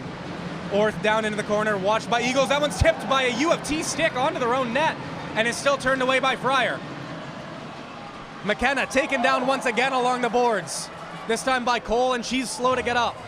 The Waterloo captain gets back up and gets herself back in the play as Fennel finds the puck and funnels it down into the far corner. Howland racing for it in the corner. She tries to fire it up the middle, and she does. McKenna trying to skate onto it, but can't get there as she lays out. That was Lindsay Atchison with the puck there. A lot of frustration coming out there for McKenna. That's another one, you just can't do that. You have to be caught. You've been here before. This is the Varsity Blue team that won the McCaw Cup Championship last year, and they're playing like they haven't been here before. That was Lindsay Atchison who took the hit. and she was drawing with McKenna after and gave her a little bit of a wave. You look, McKenna has the puck bounce over her stick. She's not happy about it. So what does she do? She just cross-checks her right across the chest. Can't do that. That's just a poor penalty to take here for U of T in this kind of a situation, as Fennell fires the puck back in across the U of T line, and it's fired back out to the neutral zone. Picked off there by Trussler. She's going to walk across the blue line. Taylor Trussler fires one on net, and that's going to be swallowed up easily by Michaela Schnarr. Yeah, these are two teams that don't love to be shorthanded, but they are capable offensively shorthanded. They both tied for the league lead with 4 shorthanded goals, and the Varsity Blues have 2 shorties in the playoffs. So this isn't a team that's just going to sit back in their own end. They're going to put pressure on you. They're going to make it difficult despite the fact that you have an extra player on the ice. Absolutely, as that faceoff's won by Herford down into her own corner. McDonald and Herford tied up. McDonald gets free and keeps the puck down low. McDonald pressing on the forecheck while shorthanded. Herford now skating up the near boards with the puck. She finds Pritchard, who sends it down into the U of T end. Hilton corrals for U of T, and she sends it all the way back down the ice as Schnarr comes out to handle it. Can only imagine what was going through her head on that clearing attempt. Schnarr settles it down for show behind the net. Waterloo starting a breakout here as Orth steps in across the line. Orth once again tries to go up high again on Fryer. That one's turned aside. Orth with a similar shot, high glove, this time from the other side of the ice. That one's turned aside. Yeah, with a shot like that, I'm almost surprised she doesn't lead Waterloo in goals this year. What a rocket. Yeah, that's 2 shots now that have been almost perfectly placed. Erica Fryer did her homework on that one. Emma Eagles keeping the puck alive in neutral ice, not letting Waterloo get over the line easily, as Cole now takes it across the line for the Warriors. Down into the corner. It's fired across to the far boards. Waterloo controlling on this power play as it's sent back across to Cole on the near boards. And another blocked shot by Taylor Trussler, and that one's going to be cleared down the ice. Listen, that's exactly what you want from your captain come playoff time. She's willing to lay the body on the line. She's willing to get in shooting lanes, and she's able to score. That's 2 blocked shots on these penalty kills after suffering an injury in the first period. Pure heart from the U of T captain. Herford, quick shot at the buzzer. That one's deflected well high. No goals in this period, plenty of chances. Tons of back and forth action. Waterloo gonna have 5 seconds left on the power play. Yeah, not too much time to really treat it like a power play, but these teams have been getting their chances both ways. Like you said, 20 minutes left in regulation. It'll be interesting to see what the third period looks like. Worth noting that the game winner was scored last year in the final 10 minutes of the third period for U of T, so we'll see if they can get a hero once again. We'll be back after a short break for the final third period of this season.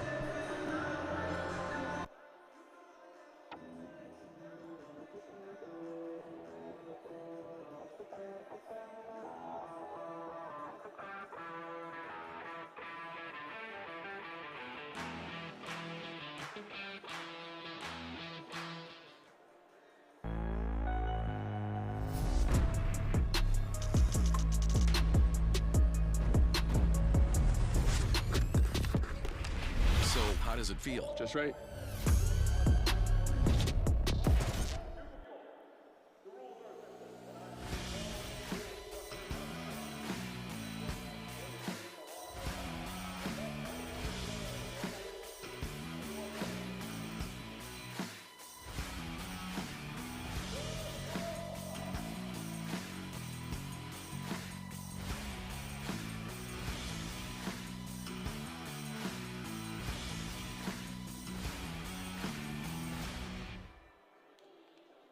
Welcome to the inaugural and the first of many diversity in sports conference. Congratulations to everybody for making this all become a reality.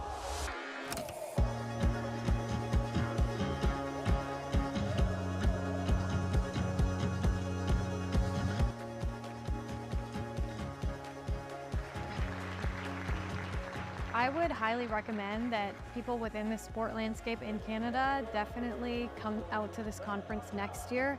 There's so much good information that can be absorbed from here, and I think we can all be part of the change within Canada if we all actively engage in conversations like this.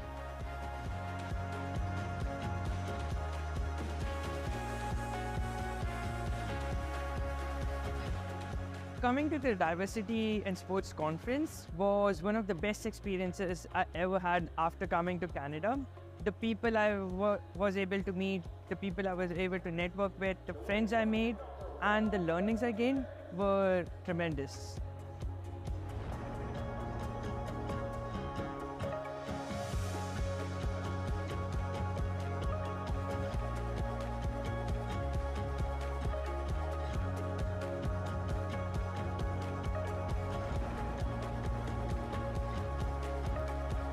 Sign up right now.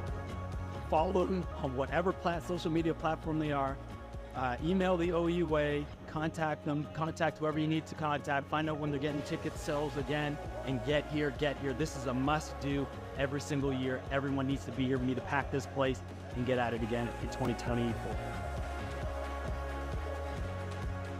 We don't have to work alone. We can do this together, and it shows by the numbers that are here that we want to improve and we want to make a better future for all Canadians. Doesn't matter where they're from, but that's the goal that we have. So thank you so much for coming to the inaugural conference, and dare I say, see you next year.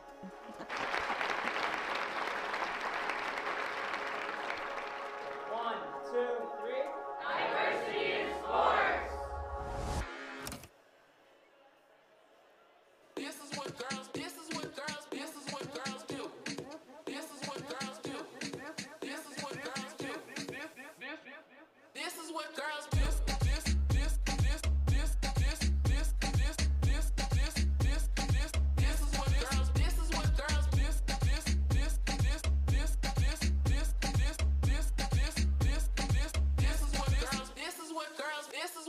This is what girls do.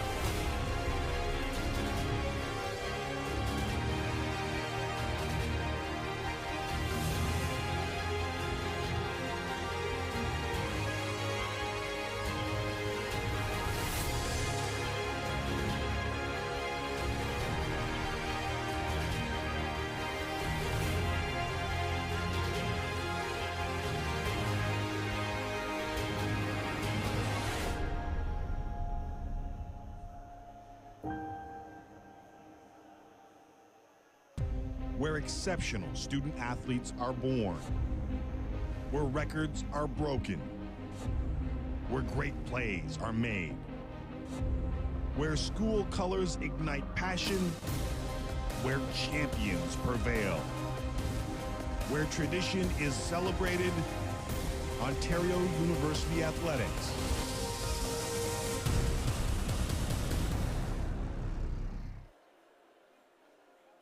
I belong. I belong. I belong.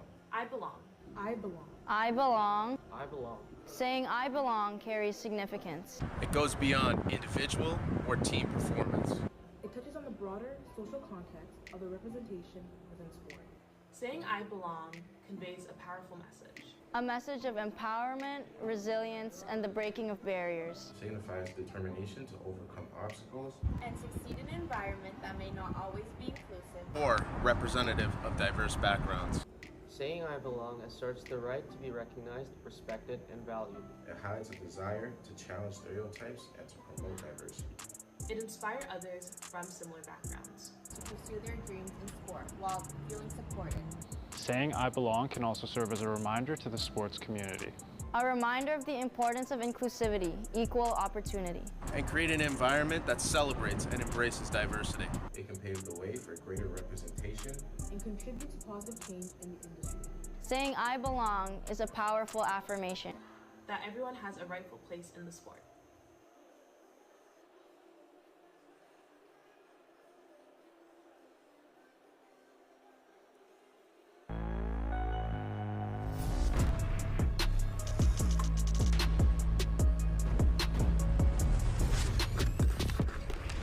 So, how does it feel? Just right?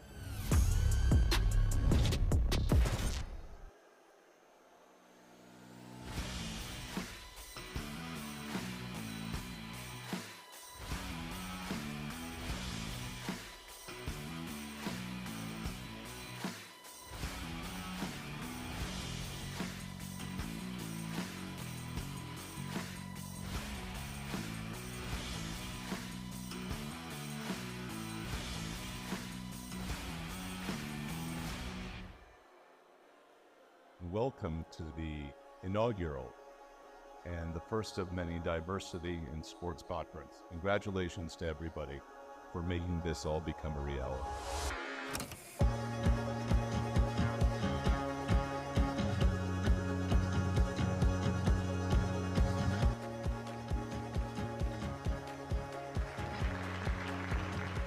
I would highly recommend that people within the sport landscape in Canada definitely come out to this conference next year. There's so much good information that can be absorbed from here, and I think we can all be part of the change within Canada if we all actively engage in conversations like this.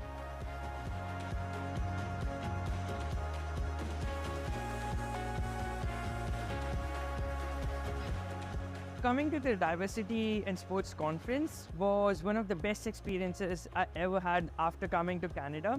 The people I was able to meet, the people I was able to network with, the friends I made, and the learnings I gained were tremendous.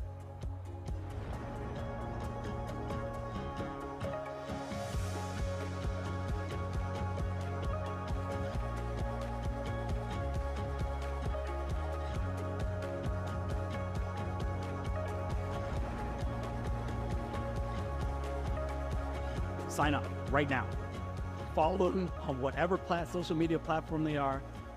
Email the OUA, contact them, contact whoever you need to contact, find out when they're getting ticket sales again, and get here. This is a must-do every single year. Everyone needs to be here. We need to pack this place and get at it again in 2024.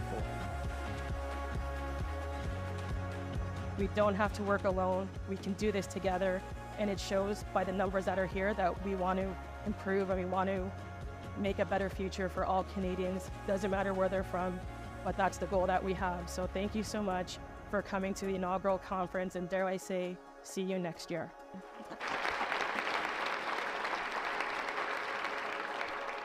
One, two, three. Diversity in sports. This is what girls do. This is what girls do. This is what girls do. This is what girls do. This is what girls do. This is what girls do.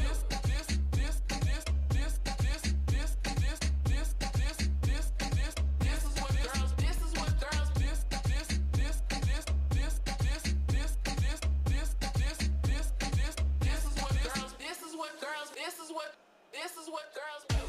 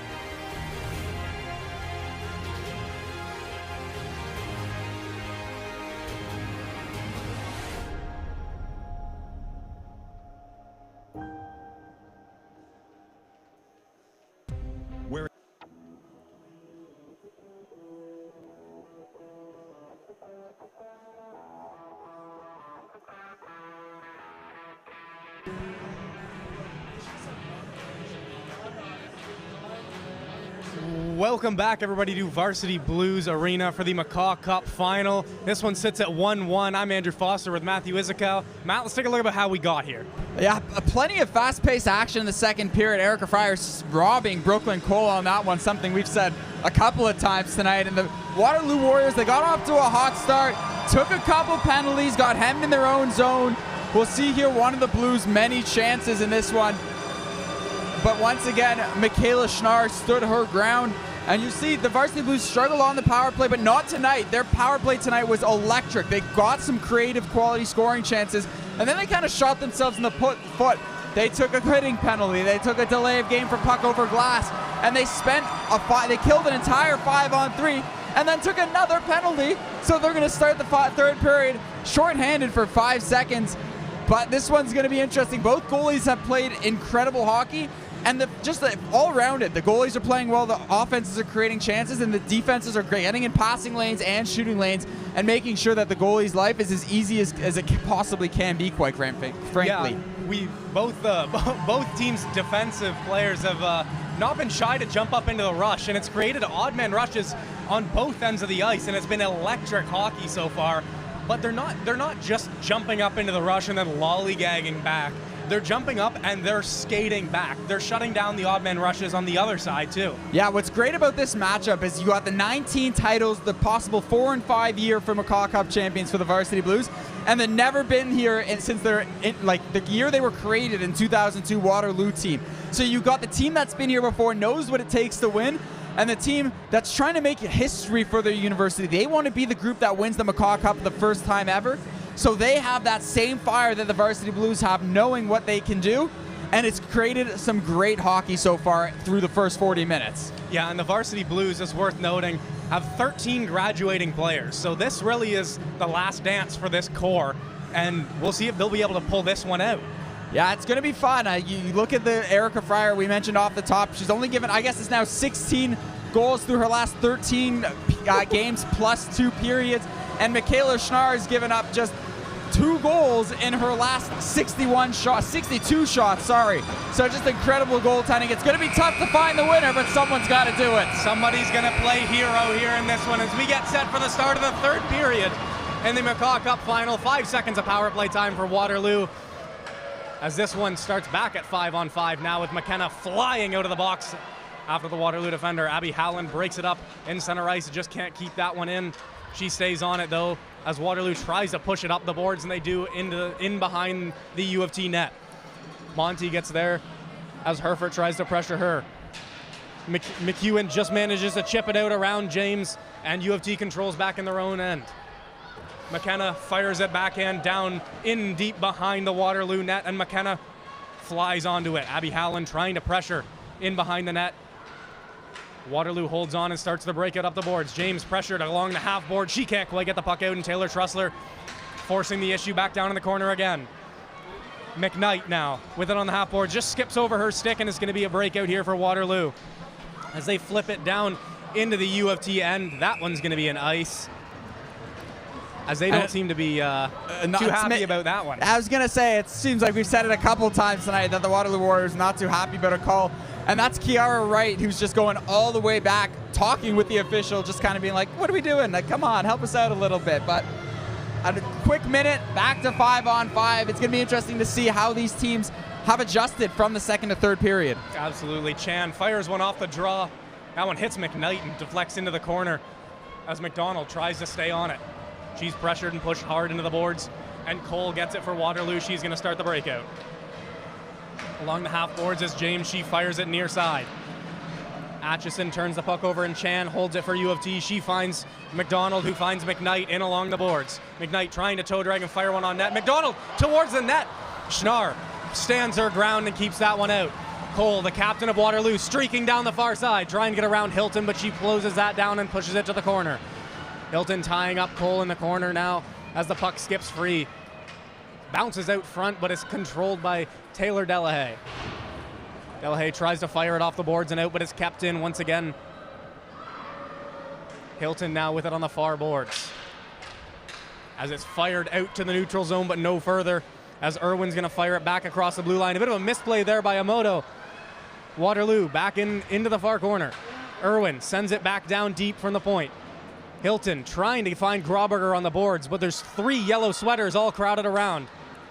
Orth now trying to walk the middle. Tries to fire it down low. She's still got it into the corner as she ties up Emoto. Orth skates away with it again. Orth still with the puck now in the corner. Tries to fire one out front. It takes a crazy bounce over the net. And that one flies away with no harm. Hilton turns the puck over at the blue line as Orth gets it once again. Orth is in, fires it out front, and that one's going to be turned aside. And Erica Fryer's going to dive on that one and swallow it up. Yeah, right back where we left off to end the second period. Waterloo putting the foot on the gas here. And Carly Orth right at the kind of at the forefront of it all. You see here, she's behind the goal line basically making that pass, and she puts it right on the stick of Paige Rinn, who just can't beat Erica Fryer. Another great save there by Erica Fryer. As this one's chipped out and down by Blaise Savoie. The U of T goal scorer giving chase, but she can't quite get there as it's chipped up along the half boards. She's backed up by Elders, though, as she walks in around the net. It's poked off her stick. Blaise Savoie in behind the net now, tries to fire a quick one on net. That one's turned aside. Blaise Savoie with it again in the corner as she cycles it back down for Elders. Elders skates up along the half boards, tries to walk into the middle. That one's poked off her stick. And Waterloo starts the breakout. It's Herford. She manages to headland the puck, and that one's fired down deep into the corner. Monty playing defense on that one. Elders with it on the half boards now trying to break out, but she's shut down, and Monty with it again in the corner. That one takes a crazy bounce off the stanchion again. Athanasakos now with it. She flips it high up into the air into the neutral zone, and Fennell gloves it down but loses control, and Blaise Savoie pokes it down over the blue line. Elders giving chase. Cole now with it at the blue line. As that was a bad pass, but that one just can't get picked off by McEwen. Eagles tries to fire that one down deep, and McEwen gives chase. McEwen gets a stick on it, but the pass still gets through. Fired out to the neutral zone to no man's land, and Cole fires it back down deep for Toronto. Waterloo now over the center line and over the blue line. Waterloo into the Toronto end. That one's picked off and brought back to the corner by Chan.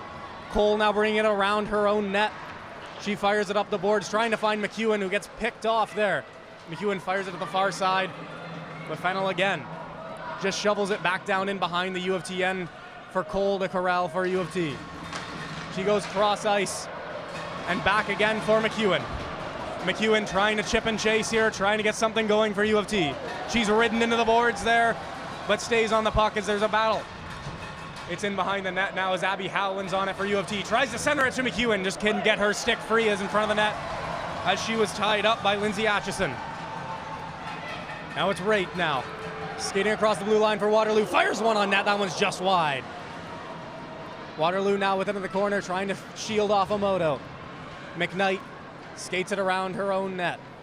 McKnight with it in the U of T end. Just fires it all the way down the ice. And McDonald's flying after it.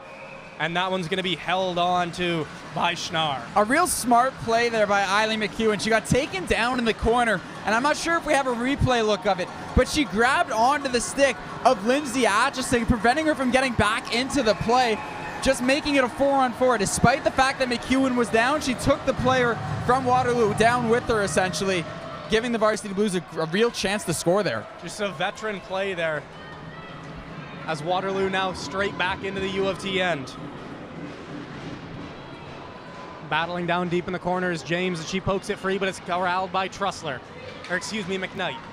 McKnight had it stripped at the blue line, and that one's going to be offside, as they were unable, Lenardon was unable to get back across the blue line. Yeah, I don't blame Tatum James. I got excited there too. I thought the Warriors had a nice little rush coming, but like you said there, the Pritchard, I don't remember who you said it was, but someone couldn't get onside, and James got all excited and entered the zone too quick. Yeah, Lenardon just got trapped down deep there. But like you said, anytime you get a turnover at the blue line, you get excited, you want to get on the attack right away. Quick pass there by Blaise Savoie, just skips over the stick of Elders as she gives chase. Elders wins the race to the corner, and she keeps possession. Walks out in front. Emma Elders puts one on net, and that one's turned aside. Elders still giving chase on it now in the neutral zone as she takes possession once again. Elders fires it far side to Athanasakos. Tries to fire it down deep, but fans on it, and it falls right to Chan. Chan walks into the blue line, fires one on net. That one's turned aside by Schnarr. I think that was how they drew it up. Sorry? I think that's how Athanasakos drew it up. Oh, obviously. Quick shot there by Grauberger. That one's deflected Bounces off the boards and back to Schnarr as she follows that one up and freezes the puck. Schnarr getting a little more action now. Yeah, and Emma Elders is flying out there. Emma Potter's normally the one that's skating all over the place. She'll get in on the forecheck and then get back and make the defensive play. But Emma Elders first in on the forecheck and the first on the back check. Just great effort there from the Varsity Blue forward. That one's held in at the blue line just barely and is fired over to the near corner of the Waterloo end. Waterloo with a dangerous pass across the middle of the ice, but it works out for them as they break out, but only to center ice as that one's turned back around. Waterloo with it again, it's Pritchard. Pritchard skating in on the near boards, tries to cut to the middle, it can't get there. Quick shot by Raitt, but that one's turned aside once again by Fryer. Yeah, it's a strong shot there by Raitt. And she is 5'9", so she might not be one of the biggest players on the ice, but she got to the front of the net real easily there after the shot too to get the rebound, and they couldn't push her out. That's strong. A good shot, an easy save by Fryer, but Raitt gets in the face of Fryer, just making her presence known. Absolutely. There's a quick shot there as Waterloo firing one straight off the draw, but that one turned aside by Fryer into the corner. Quick move of the goal line there. Waterloo trying to find any way to get this puck to the center of the ice. Finds a way there, and it's tied up by Eagles, and she's hauled down with no call on the play beside the net. Puck battle ensues in the near corner there. U of T fans going crazy about that call, or non-call. Puck battle still as U of T starts to dig the puck free for the breakout. McEwen couldn't get the puck past the pinching defender. Eagles now tries to close down to the goal line. Raitt again making herself felt in the crease there as Waterloo starting to get in the face of Erica Fryer. Yeah, they gotta make her feel more uncomfortable. She's so calm and collected in that crease. But Andrew, it's the third period of the McCaw Cup Finals. The refs aren't gonna call a thing unless they have to. And you take a look there, the puck bouncing off bodies, off sticks, and it nearly creates a chance. There you see the call, or the non-call that U of T fans are so upset about, as the Warriors are going to get waved out of the dot there. There's another offensive zone draw here for Waterloo, as I believe Pritchard's going to step in and take it after Cole was kicked out. And Pritchard wins it. Cole plays it back to the defender. Irwin brings it back across the line. That one's going to be offside.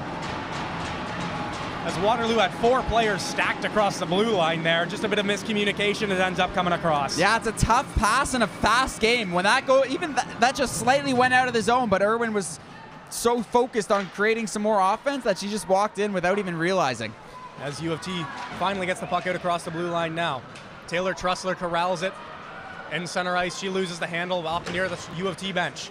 It's taken away there by Pritchard. Pritchard skates in on the far boards, tries to feather one in front, and that one's turned aside. Cole now shoots a backhand from a sharp angle.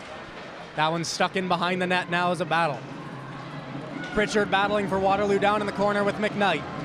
McKnight takes her down, pokes the puck free. McDonald now couldn't get the puck out, but is fired to Cole as she controls for U of T.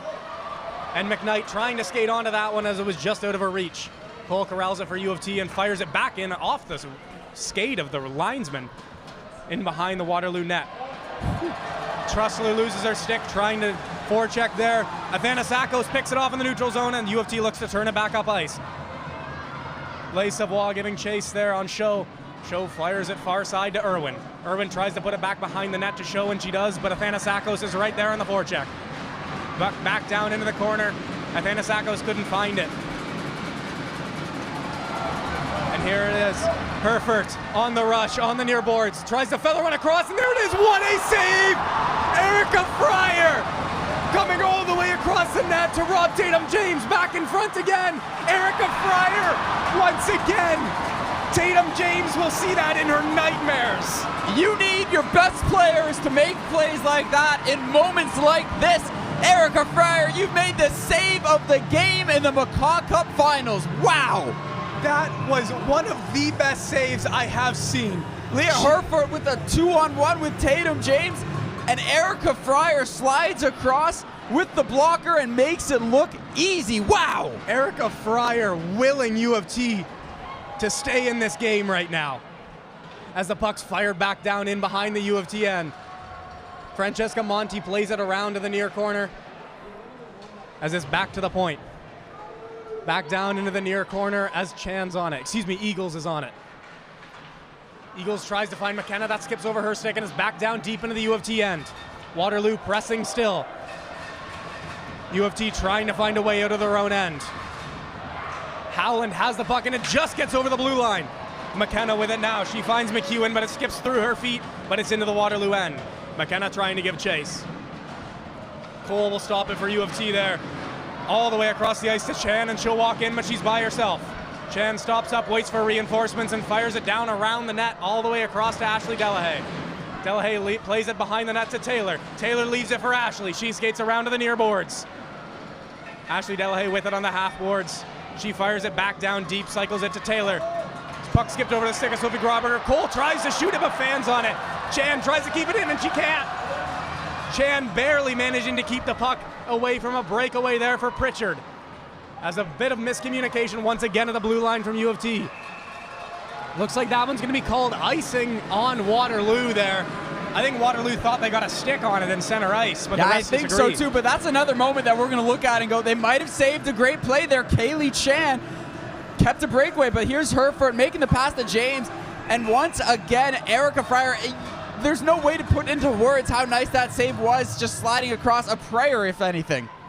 An incredible save by Erica Fryer in the third period in the McCaw Cup Finals as Taylor Trussler picks off and passes in the center of the ice, and she dumps it back down into the near corner. Trussler pressing McDonald now into the corner. Hilton pinching all the way down to the far corner, but McKnight's there to back her up at the point. McKnight fires it all the way back down. It's going to ring all the way around the boards to the near side.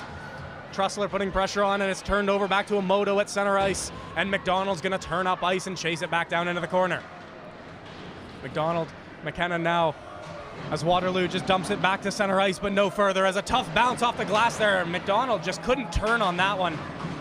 No way you could have saw that bounce coming, and it's deflected down deep into the U of T end now.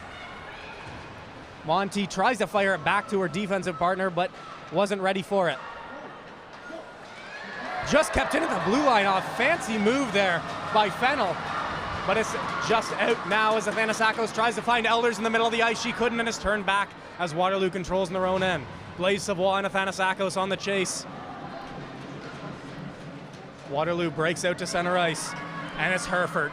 Puck swept off her stick, but she stays on it down below the goal line. Backhand easily saved by Erica Fryer, and she holds on. Yeah, that one a little bit easier for Fryer, but again, flashing the leather, you know? Yeah. She's got to let them know that she's feeling comfortable and confident, and she makes her 16th save of the game, keeping this one all tied up at 1. And it seems like 16 saves, but it feels like all of them have been 10 bell saves in this one. An offensive zone draw here for Waterloo as they win it back to the point. It's Irwin. She fires it down to the near corner for James. James out front. Fryer playing a little bit of defense for herself there. She's couldn't get up though. Howland just barely manages to get the puck outside the blue line as Irwin brings it back across for Waterloo. She fires it in, but it's blocked by Howland, and she clears it out again. Irwin fires it back down. U of T with some time. Monty fires it up the boards to McEwen, but she was tied up as that one falls all the way down into the Waterloo end. No icing. McKenna forcing the issue on show as the two get tangled up and they go to the ice. McEwen trying to dig the puck free. McEwen with it along the boards, leaves it for McKenna, who tries to cycle it back to Chan. That one skips under her stick and is going to fall back out, and Cole is going to retrieve. Yeah, that's not going to count as a save for Erica Fryer, but she's prevented an easy chance there. That was going right in front to Leia Herford, and that's not who you want with the puck in front of your net like that. So a great play by Fryer. Absolutely, a wonderful play. She's been on her game, and there's another chance for U of T. A quick shot, and that one goes off the side of the net. I believe that was Ashley Delahaye that took that shot. Taylor Delahaye now within the slot, tries to find Ashley down low, and it's somewhere in the equipment of Michaela Schnarr. I don't even think she knew where it was. No, but she was going to sit there until the ref blew the whistle. She was praying, come on, I need this blown dead. I don't know where it is, but I hope it's not in the net. And that was the first real shot the Varsity Blues have really had this third period. It's been all Waterloo offensively. Dangerous opportunity after dangerous opportunity. And a great chance there for Grauberger and Ashley Delahaye. But Michaela Schnarr holds her ground. Waterloo has owned this third period so far, and they break back out again. It's Raitt. Chips it up for Pritchard, and she chips it into her own end. Erica Fryer just fired it off of Chan and back into her own glove. I think I saw Lamar Jackson do that. That's in the kind of playoffs. stuff you would have seen in NBA Street, where you throw it off your teammate's back and alley-oop it to yourself. That was definitely not what Erica Fryer intended there. But luckily, she had the self-awareness to say, okay, like, I got to cover this up. She caught it, calms down the game, slows it up, face-off in the blue zone. And you can see the confidence there. No panic when it comes back at her. She just gloves it, and she's perfectly fine. Waterloo with it, tries to center it again. The puck's bouncing around in front of the net, and it's gloved down and played back to the point. Back over to Fennell, fires one on net, and another block by Nikki McDonald. McDonald with a big block there as the puck's fired back down deep into the corner. Waterloo still on it. Puck fired all across to the far corner now. Eagles tries to play it for Trussler, but it's over his stick, her stick. And that one's gonna go all the way down for icing. Looked like Lindsay Atchison might have had a play on that, but the linesman deemed that there was no play. It jumped over her stick. Yeah, I might have to go get my hearing check. I thought I heard the puck deflect off the stick of Lindsay Atchison. I guess not. And the face-off coming right back to the Varsity Blues end, and the big line on for the Warriors. McKnight loses the draw. Took a big deflection there as it went just over the left shoulder of Erica Fryer. This one's pinned along the boards now as U of T tries to kill some momentum here for Waterloo. The puck squeaks free to McDonald as she skates it across the blue line and dumps it down. That one is going to be icing once again, though, as McDonald unable to get to center. And this line is still going to be stuck on the ice. Trussler, McDonald, and McKnight have been out there for a while now. Yeah, I almost want to call that a brain fart. You're a stride or two away from center ice. Take that extra stride, dump it down, or hit it off the boards. You cannot ice that again. No, that's just a mental lapse there at the end of a long shift. Eagles plays it behind her own net. Monty plays it to McDonald. McDonald fires it out the middle of the ice. It's almost picked off by James. Fired back across the U of T bench to Eagles, and Trussler fires it down deep into the Waterloo end. Yeah, that's a well-deserved break for that line, but McDonald's still out there. McDonald still trying to give chase. That one looks like it's going to be an icing call on Waterloo, though, as that one just skipped through the feet of the winger. I guess the forecheck worked out. She gets to go off the ice, and the Varsity Blues get an offensive zone draw. 6:01 to play in the McCaw Cup Finals. We're all tied up at 1, man. This is great. This has been a tremendous hockey game so far, as the Athanasakos can't win that one back, and Waterloo controls in the defensive end. A breakout pass there, and here's Rynn. Rynn tries to feather it in front, but that one can't get corralled by Herford. Elders trying to turn up ice. She trips up, but still gets the pass to Blaise Savoie and gets it out of the end. Blaise Savoie. Rynn tries to run interference and ends up getting knocked down instead. Elders trying to deal with the player coming straight off the bench. Taking down Abby Howland now with a head of steam through the neutral zone. She stops up on the near boards and fires it down around the net. Elders going for it. She tries to play it back down for McEwen, but can't get there. Eventually it does. Hilton trying to pinch up, but she can't quite get there. As U of T is going to fire it back down in deep. That was McKenna. Howland giving chase to the loose puck in the corner now on the far side. McEwen in there with her. McKenna trying to give support, but it's Waterloo that skates away with it. And that's a 2-on-1 for Waterloo. McKenna trying to back check. Here's Waterloo, shoots, and another great block by Emoto. Another odd man rush thwarted by the defense. Show stops that clearing attempt, though, at neutral ice. Howland takes it with a head of steam. She couldn't quite get going as she gets tripped up, and that one's going to be an icing call against U of T. And once again, another tired U of T line is going to get stuck on the ice. This one's a bit of a hodgepodge line, as looks like there's Graubarger, Ashley Delahaye, and Howland, unless they get sent off. Yeah, that's an unfortunate one, but a great save by, a great block by Lauren Emoto, getting in the lane, and a great back check by Katie McKenna. These teams both want it. They're heavy on the back check, just like the forecheck, and we're in crunch time right now. Absolutely. Final 5 minutes of the third period of the McCaw Cup final. Fennell tries to pin that one on the boards in the neutral zone. Howland won't let her do it. Howland now. Looks like there's going to be a penalty called on U of T here. A trip on Herford in the neutral zone. Herford gets up, still has the puck though. That one's going to get blown dead, as Waterloo is going to go back to the power play on a tripping call. Yeah, that's just bad timing. Leah Herford with a great move to get around the Varsity Blue player. I didn't quite catch who it was. They're on their way to the bench now. They don't seem too happy about it, and I wouldn't be either. 4:20 left in the third period of the finals, and you got to play down a player 5-on-4 for at least 2 minutes, or I guess 2 minutes or less. But regardless, I wouldn't be too happy about it either. You take a look there; it's clearly a penalty. Just can't be doing that. I wouldn't be happy. Yeah, and that's another one, just a mental lapse at the end of a long shift. As Waterloo with a glorious chance here. Fennell at the point, feeds it to James. James on the far side, plays it down low. Tries to center it in front, but that one skips away. Herford back to Fennell, over to James. James on the far side tries to center it in front and just can't get control of it out front there. Trussler with a hustle play as she gets the puck outside the blue line. No, she gets taken down, but no call on the play. The U of T bench wanted one that was right in front of them. Herford now skating across the blue line. She dumps it down in, and Monty's going to play it behind the U of T net. Puck squeaks out to the side of the net. McDonald down it now. McDonald's going to go for a skate. McDonald's got some ice. McDonald tries a fancy move, but it's turned aside. But she killed off enough time as this one's down to nearly a minute left on the power play. Cole now into the near corner here for Waterloo. Plays it back down. In behind the U of T net now. Carly Orth with it in the corner. She's pinned up along the boards by Cole. Puck squeaks out, and McDonald with another block as she sends it to the corner.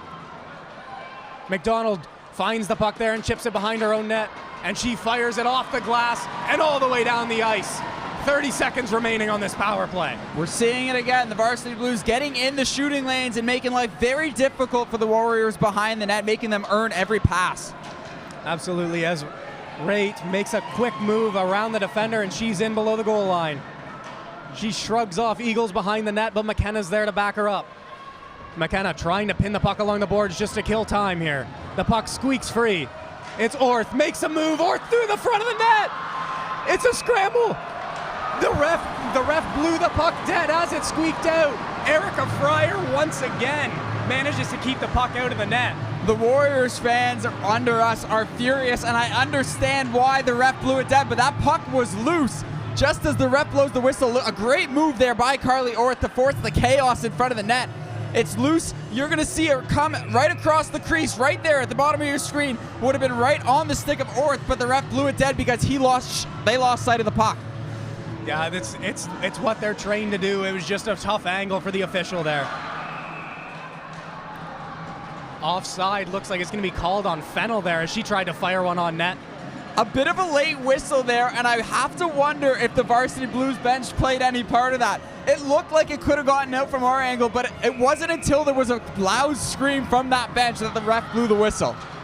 You got to do everything you can to win in these moments, and even if that means trying to influence a call, you do everything you can. As there's a battle on the near boards, U of T trying to get possession and send it down into the Waterloo end. Fennell controls it and sends it back down behind her own goal line. McDonald pressing on the boards there, but it's brought out by Herford. Herford fires it to the middle of the ice, but it's picked off by Trussler, and she finds McKnight. McKnight skates it over the blue line, but she's all by herself. McKnight trying to wait for reinforcements as she chips it down below the goal line behind the net, and Ashley Delahaye gives chase. Puck's fired up off the glass and just chipped out of the Waterloo end as Hilton fires it down into the far corner again. Taylor Delahaye giving chase, and that one squirts out. Back to Hilton and neutral ice again, and she fires it back down.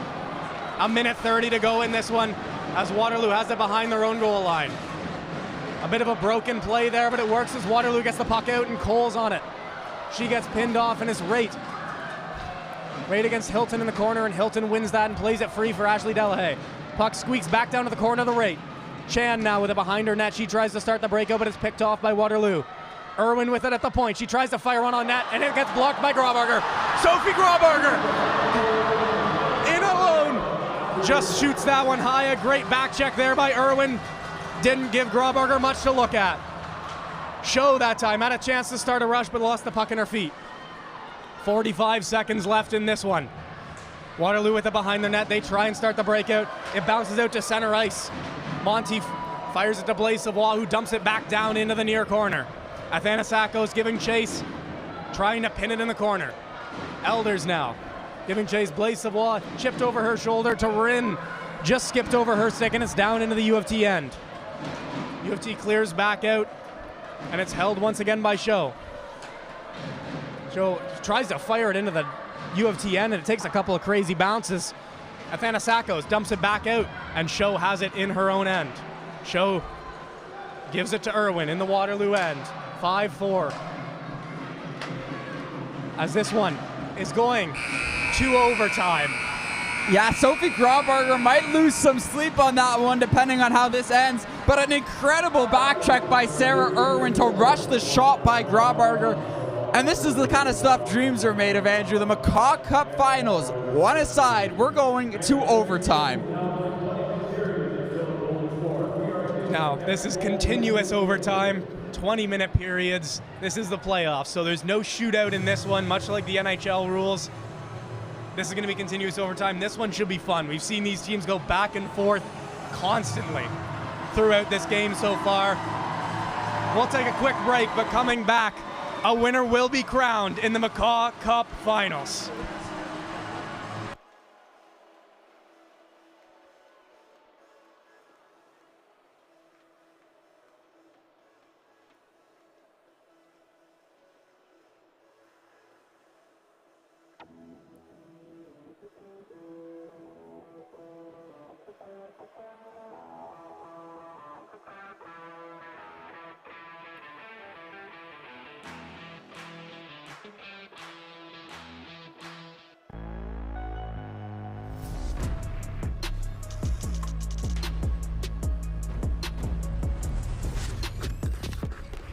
So, how does it feel? Just right?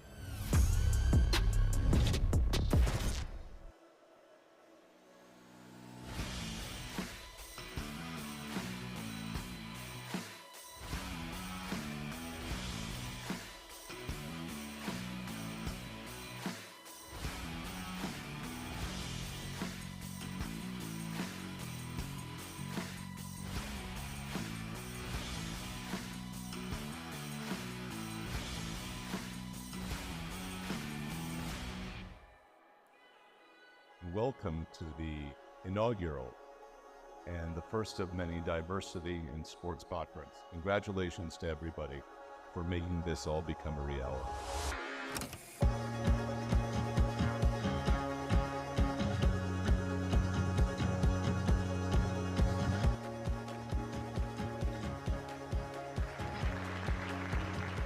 I would highly recommend that people within the sport landscape in Canada definitely come out to this conference next year.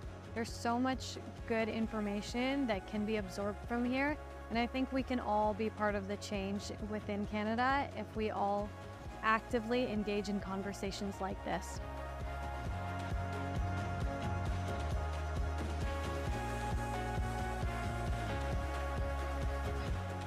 Coming to the Diversity in Sports Conference was one of the best experiences I ever had after coming to Canada.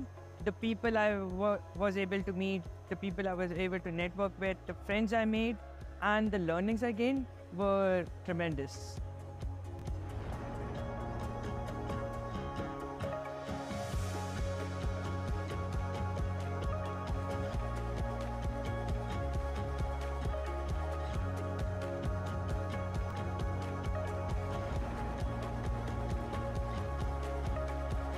Sign up right now. Follow them on whatever social media platform they are. Email the OUA, contact them, contact whoever you need to contact, find out when they're getting ticket sales again, and get here. This is a must-do every single year. Everyone needs to be here. We need to pack this place and get at it again in 2024.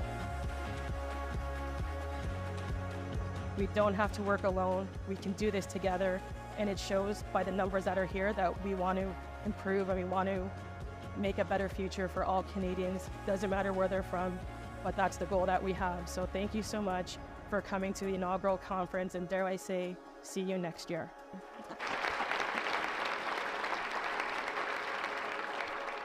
One, two, three. Diversity in sports. This is what girls do. This is what girls do. This is what girls do. This is what girls do. This is what girls do. This is what girls do.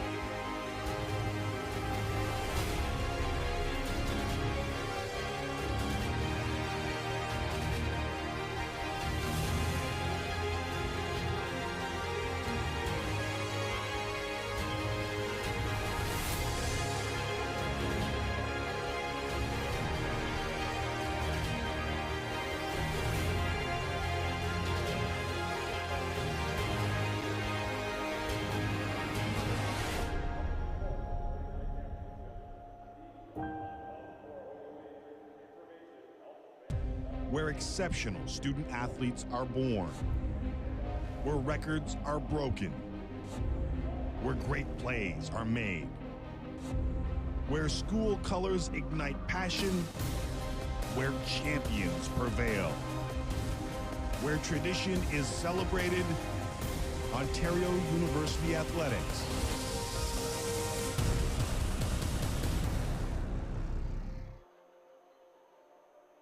I belong. I belong. I belong. I belong. I belong. I belong. I belong. Saying I belong carries significance. It goes beyond individual or team performance. It touches on the broader social context of the representation within sport. Saying I belong conveys a powerful message. A message of empowerment, resilience, and the breaking of barriers. Signifies determination to overcome obstacles And succeed in an environment that may not always be inclusive. Or representative of diverse backgrounds. Saying I belong asserts the right to be recognized, respected, and valued. It highlights a desire to challenge stereotypes and to promote diversity. It inspires others from similar backgrounds To pursue their dreams in sport while feeling supported. Saying I belong can also serve as a reminder to the sports community. A reminder of the importance of inclusivity, equal opportunity. And create an environment that celebrates and embraces diversity. It can pave the way for greater representation And contribute to positive change in the industry. Saying I belong is a powerful affirmation. that everyone has a rightful place in the sport.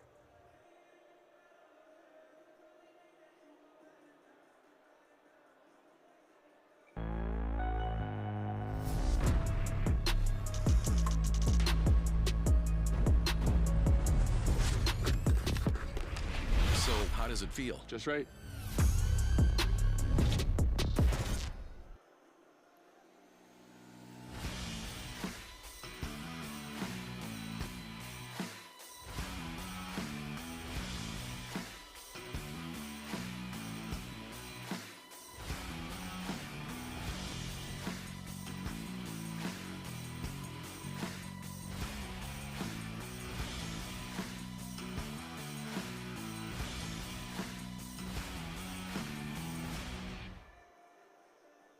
Welcome to the inaugural and the first of many diversity in sports conference. Congratulations to everybody for making this all become a reality.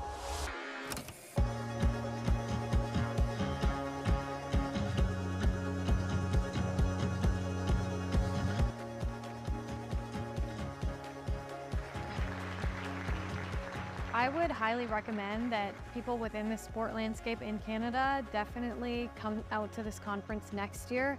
There's so much good information that can be absorbed from here, and I think we can all be part of the change within Canada if we all actively engage in conversations like this.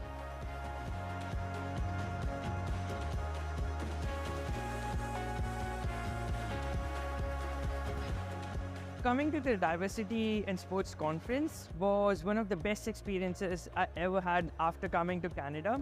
The people I was able to meet, the people I was able to network with, the friends I made, and the learnings I gained were tremendous.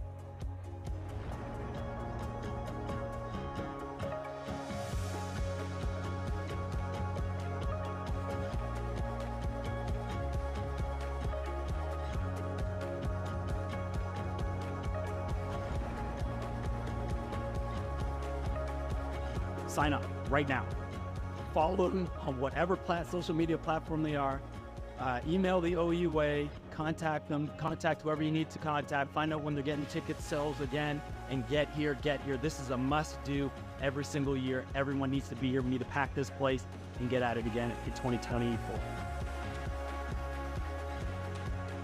We don't have to work alone. We can do this together. And it shows by the numbers that are here that we want to improve and we want to make a better future for all Canadians. Doesn't matter where they're from, but that's the goal that we have. So thank you so much for coming to the inaugural conference, and dare I say, see you next year.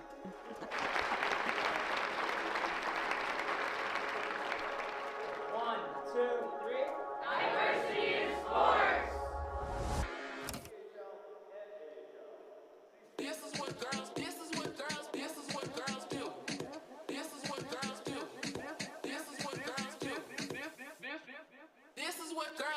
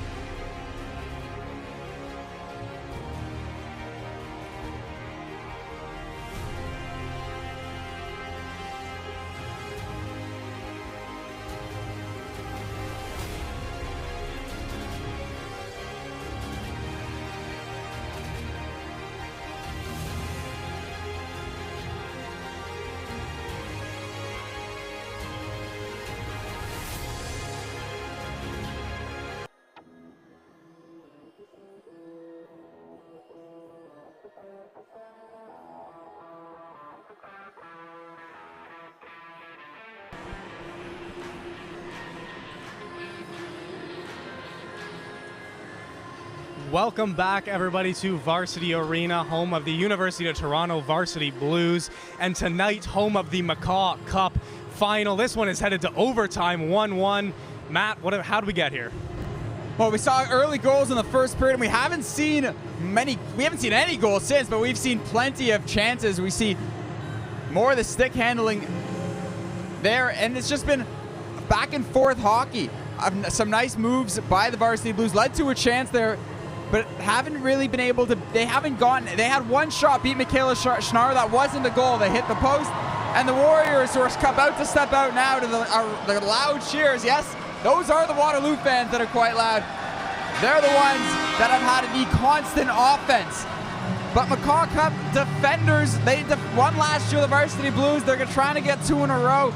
The Warriors, they want that first one, and someone on one of these two teams is going to get a moment that they're going to be able to talk about for the rest of their lives. Now, it's worth noting, too, that with all the pressure that Waterloo had last period, both teams are on the long change now. So they're farther away from their bench in the defensive zone. If one team can get sustained pressure and trap one line on the ice, it could spell disaster. Yeah, it's as simple as that. Maybe a penalty leading to something like that. You got to play mistake-free hockey at this point. The officials are trying to stay out of it as much as they can, and I get that. It's the finals, so you have to make plays. You can't take risks. And we've seen both these teams take plenty of risks with how frequently their defenders have jumped up in the rush, and their goaltenders just constantly bailing them out. We saw a block shot by Lauren Emoto there, and defenders have been getting in the shooting lanes as well. So it's been great hockey, quite frankly. I don't want to give too much credit to one area without crediting another, because everyone's played a spectacular game. This has been worthy of the finals. Neither one of these teams were the 1 seed in their respective conference, but these two are playing at the highest level of hockey right now. Yeah, without a doubt. They say the playoffs are a different game, and both these teams have adapted to that version of hockey, and they're playing incredible defensive hockey. They're helping out their goalies. Everyone's playing within their system. The Varsity Blues want to play low behind the opposing team's net. When they've gotten into their system, that's what they've done. Waterloo wants to create some fast break chances. They want to go end to end. They want Leah Herford to get her chances, and they've done just that. And there's not many teams in the OUA that are capable of outskating the Varsity Blues, but so far the Waterloo Warriors have done that. Yeah, and Toronto's lost game 1 of their first 2 series. Now this one's gone to overtime. We'll see if they can end that trend. As overtime is underway here as Waterloo controls in their own end. They try and break it out, and here's Herford. She tries to feed it across to James, but it's intercepted by Truslow, who sends it back down deep into the Waterloo end. Waterloo trying to clear, and it's fired back down behind the Waterloo net. A tough bounce there as Eagles pinches in and sends it right back where it came. Monty now pinches in on the far side, and she'll send it back into the corner. James on the near boards with tons of time trying to break out for Waterloo. Herford sets a pick and gives her some space, and James is through the neutral zone over the line. Eagles separates the puck, tries to leave it around for Trussler, just skips under the stick of James. The Blues got a quick change there too. Trussler barely gets that over the line. And like you mentioned, quick changes are going to be the story of this period with the long change. Waterloo controlling in their own end now as they try and break out. Cole, the captain of Waterloo, sends it to no man's land and is controlled by Chan for U of T, who fires it into the Waterloo bench, and that one's going to be blown dead. You know, I don't know if that hit one of the coaches, but the backup goalie was right there, turned out of the way. You're the one with all the padding on. You got to defend your teammates. There's no glove on that extra hand either. Whew. Well, she's got to use a hand to open the door, I guess, so put your body in front of it. Yeah. Waterloo with a big offensive zone draw here as Cole steps in and she wins it.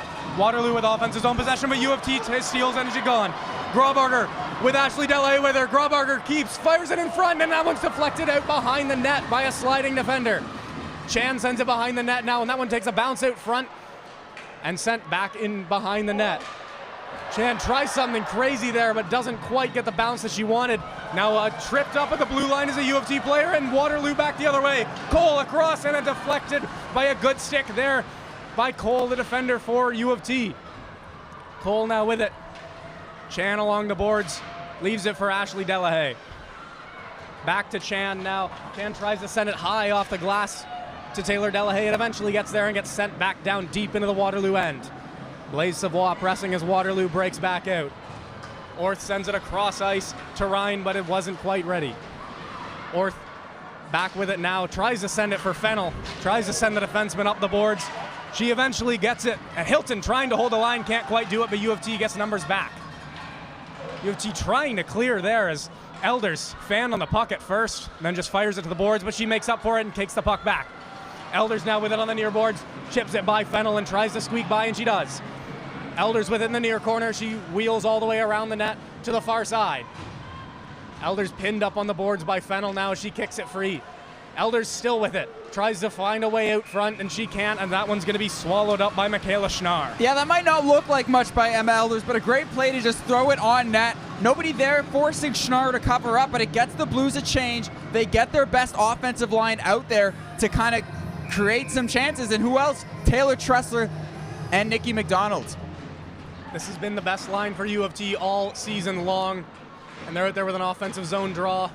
It's scrummed up, and Waterloo comes away with it and breaks out. It's Herford, tied up along the boards. Waterloo now with it at their own blue line. Glenarden trying to chip it in past Eagles, and she does, but just barely. McDonald now trying to get the puck out, but Glenarden pestering. Glenarden not making it easy. Herford with a quick pass. Glenarden trying to find James, but nobody out front. Trussler trying to find McDonald with a stretch pass there, but it was defended well by Irwin. McKnight trying to stay on the puck now. Show just gets it out over the blue line, and U of T dumps it back down deep in behind the Waterloo net, and it's going to be handled by Irwin. Irwin behind the Waterloo net, and she's going to send it up and start the breakout. Cole now chips it around Chan. Well, Chan now makes up for her mistake and blocks the centering pass to James there. A breakout now for U of T is Howland. Abby Howland with the puck. Sends it to McKenna. McKenna cuts inside, fires one that's well wide. Cole keeps it in the blue line, sends it back down below the goal line to McKenna. McEwen. McKenna now with it in the corner. McKenna walking out in front of the backhand, trying to get something to the net, but can't quite get there as that one's shut down by Cole.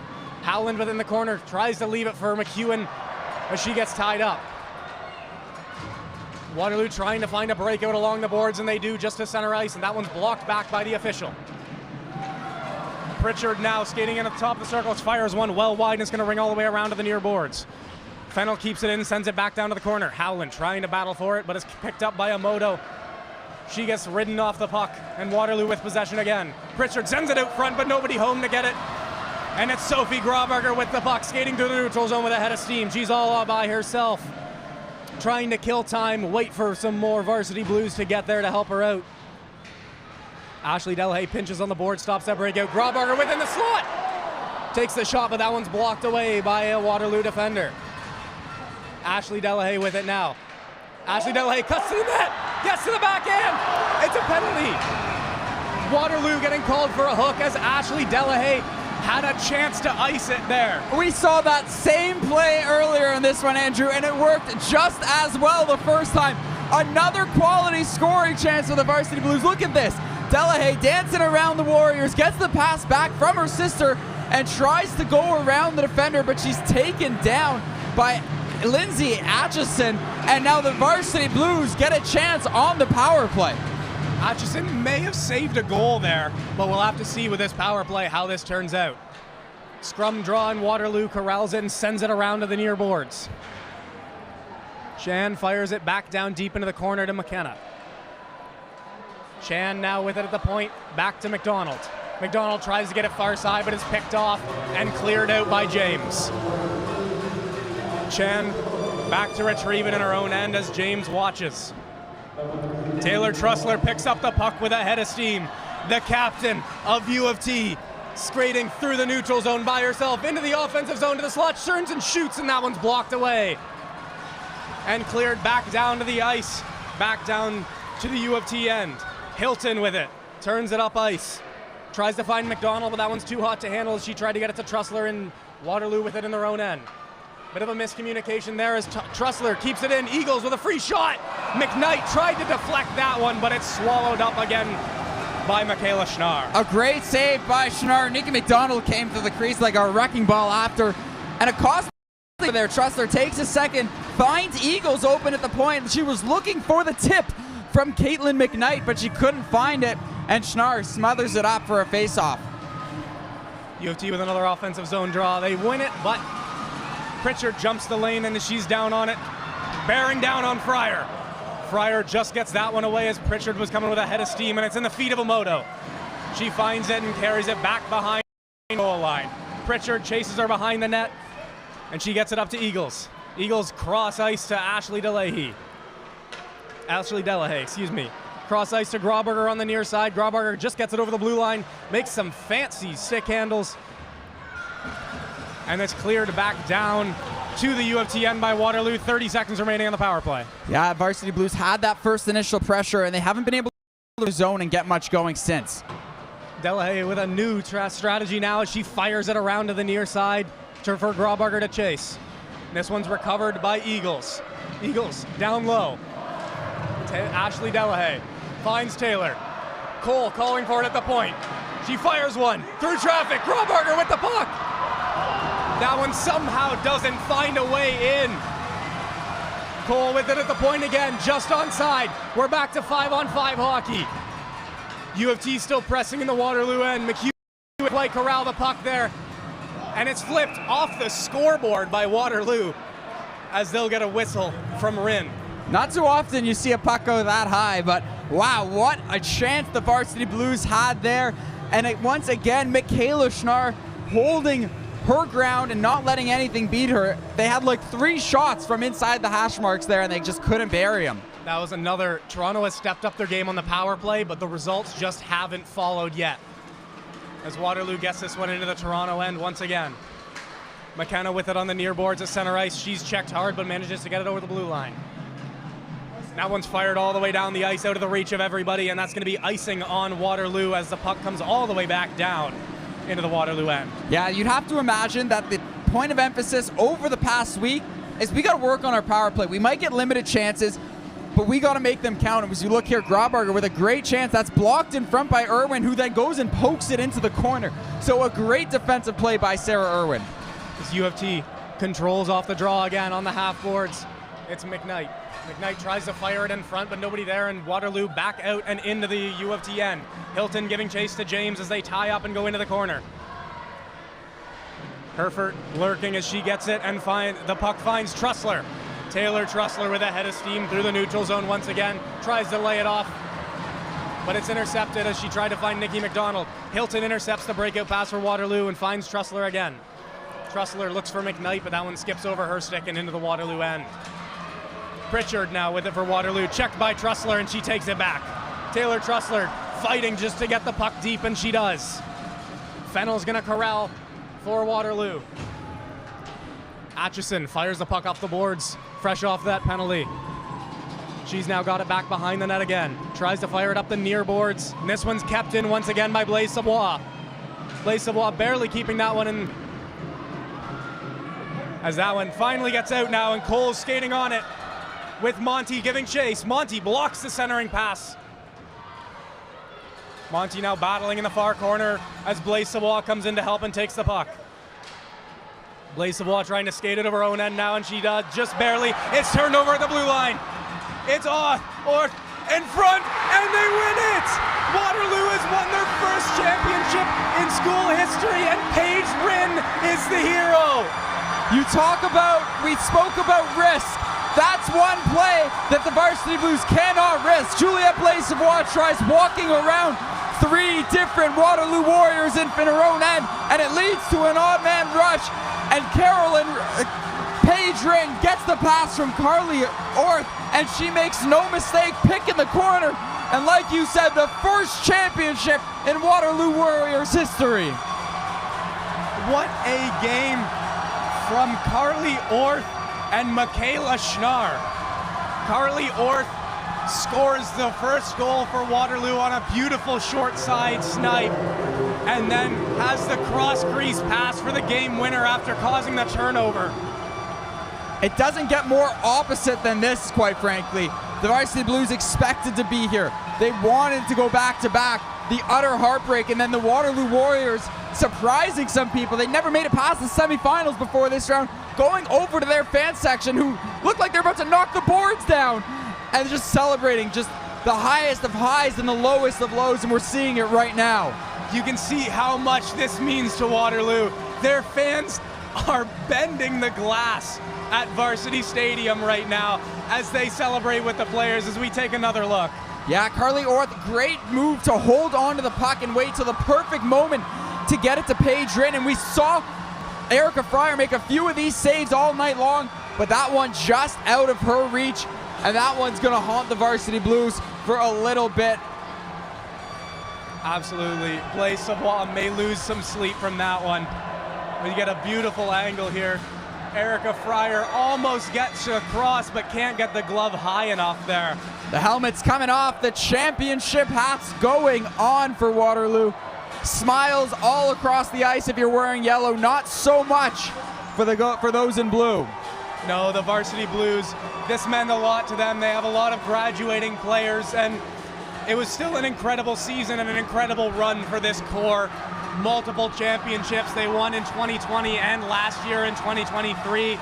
They couldn't go back-to-back, but this was still an incredible run for this core of players. And you gotta give credit to Michaela Schnarr. She didn't start the first 3 games of the playoffs for Waterloo. Came in, she won 3 straight. She stopped 73 of 75 shots. Talk about coming up big when your team needs you the most. It is an incredible run for Michaela Schnarr, coming in, like you said, not as the starter and putting up that stat line. And it's not like she was sheltered in this game. There was 10 bell saves on both sides of the ice. 1 goal on 26 shots in this one. They were outshot by 8, but Waterloo still comes away with a 2-1 win, courtesy of Michaela Schnarr. It seemed like U of T had themselves the game in overtime. They were pressuring most of the time, and it was one mistake trying to skate out of the zone, just undisciplined, and it cost them. Yep, you saw that one moment of weakness.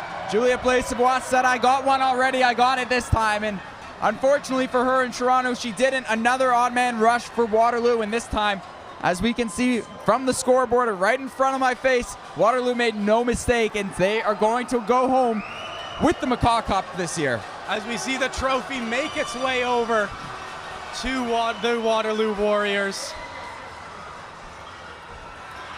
And who does it go to first? And a roar from the Waterloo fans here in Toronto. Michaela Schnarr, the first person to hold the cup.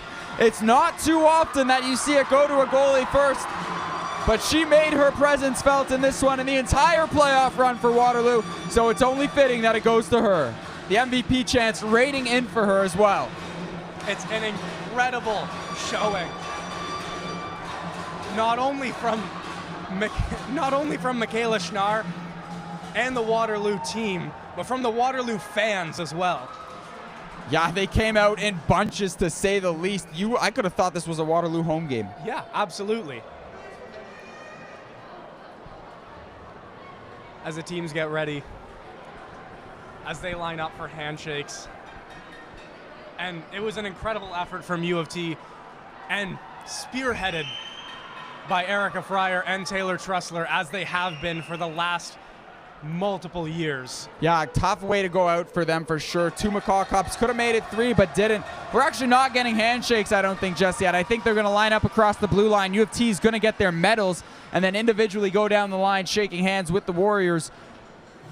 But for now, everyone's just lined up waiting to see that big moment and gentlemen, of the Warriors coming up with the McCaw Cup. We're going to throw it to the MC now, who's going to walk you through the rest of the evening.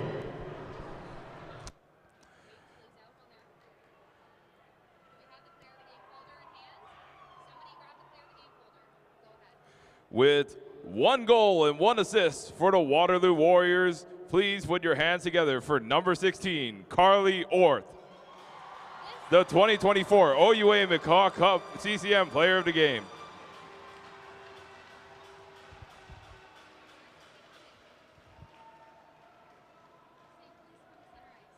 Please come to the center ice. Carly Orth.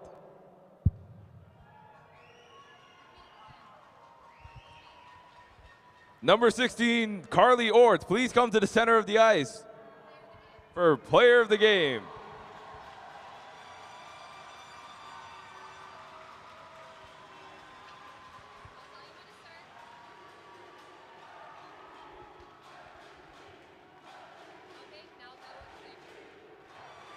Please welcome to the ice, Mary Beth Challoner, Director of Intercollegiate Athletics and High Performance Sport at U of T, and Matt Davies, Chief Operating Officer at the OUA, to present the silver medals to the Toronto Varsity Blues.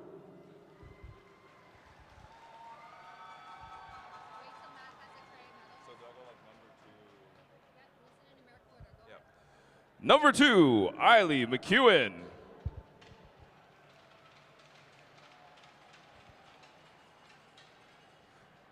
Number 5, Sophie Grauberger. Number 6, Caroline Eagles. Number 7, Abby Howland.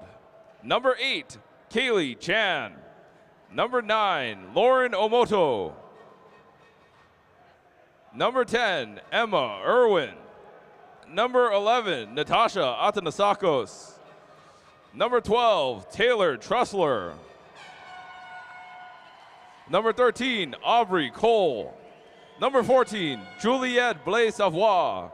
Number 15, Francesca Monti. Number 16, Callie Ivels. Number 17, Christina Alexiou.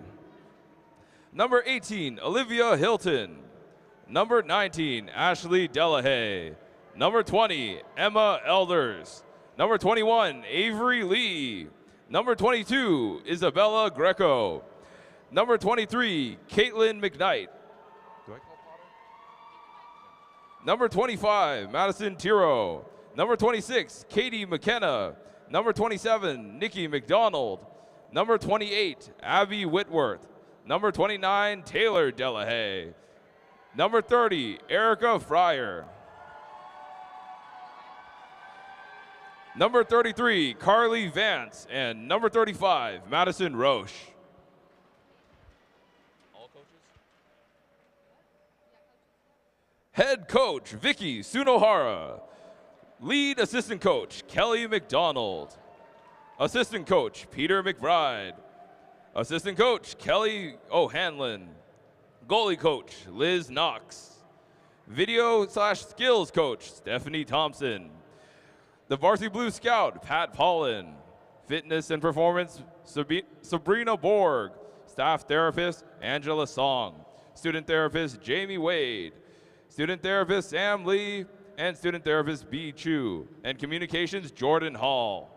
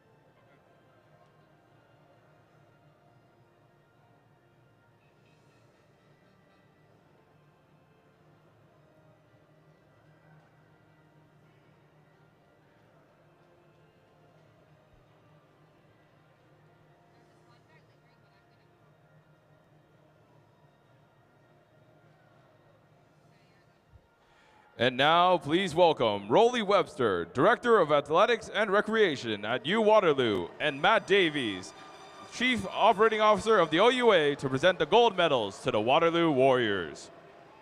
Number 2, Trisha Sydney Chips Cho. Number 4, Jessica Fennell.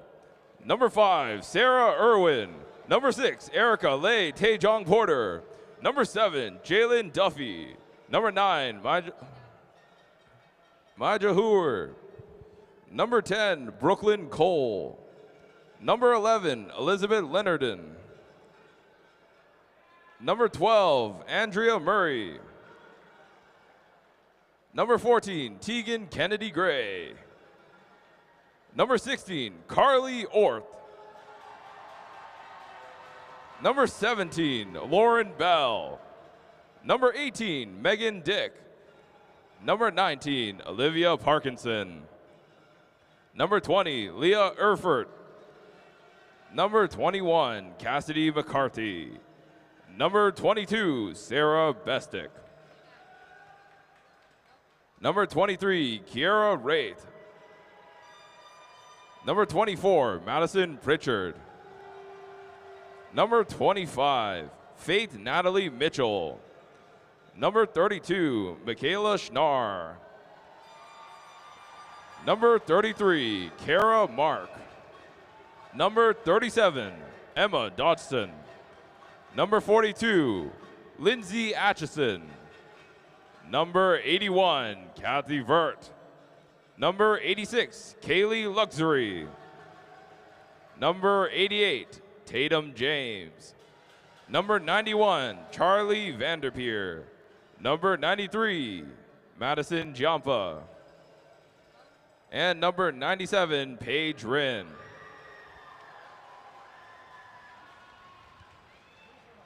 Head coach for the Waterloo Warriors, Sean Regan. Associate coach, Dolly Meeks. Assistant and goalie coach, Amanda Smith. Skills coach and recruiting, Larry Gable. Head athletic therapist, Jacqueline Schwantz. Assistant equipment manager, Matt Sinclair. Assistant equipment manager, Martina Landstad. Strength and conditioning coach, Andrew Hoff.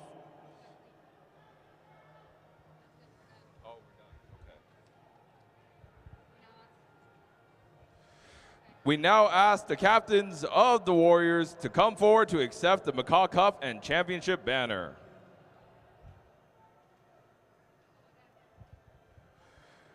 We now ask the captains of the Warriors to come forward to accept the McCaw Cup and Championship banner.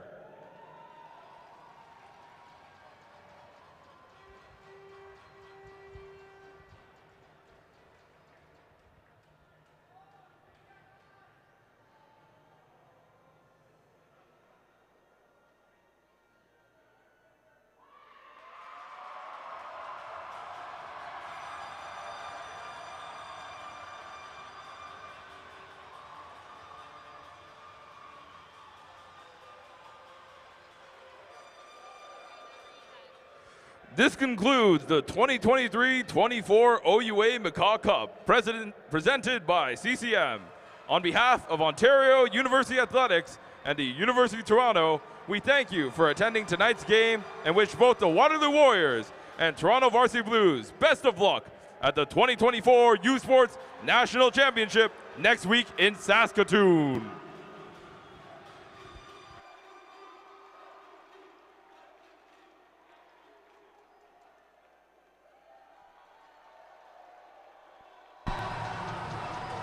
Waterloo champions for the first time in their program's history as they take down the University of Toronto Varsity Blues in Toronto at Varsity Stadium.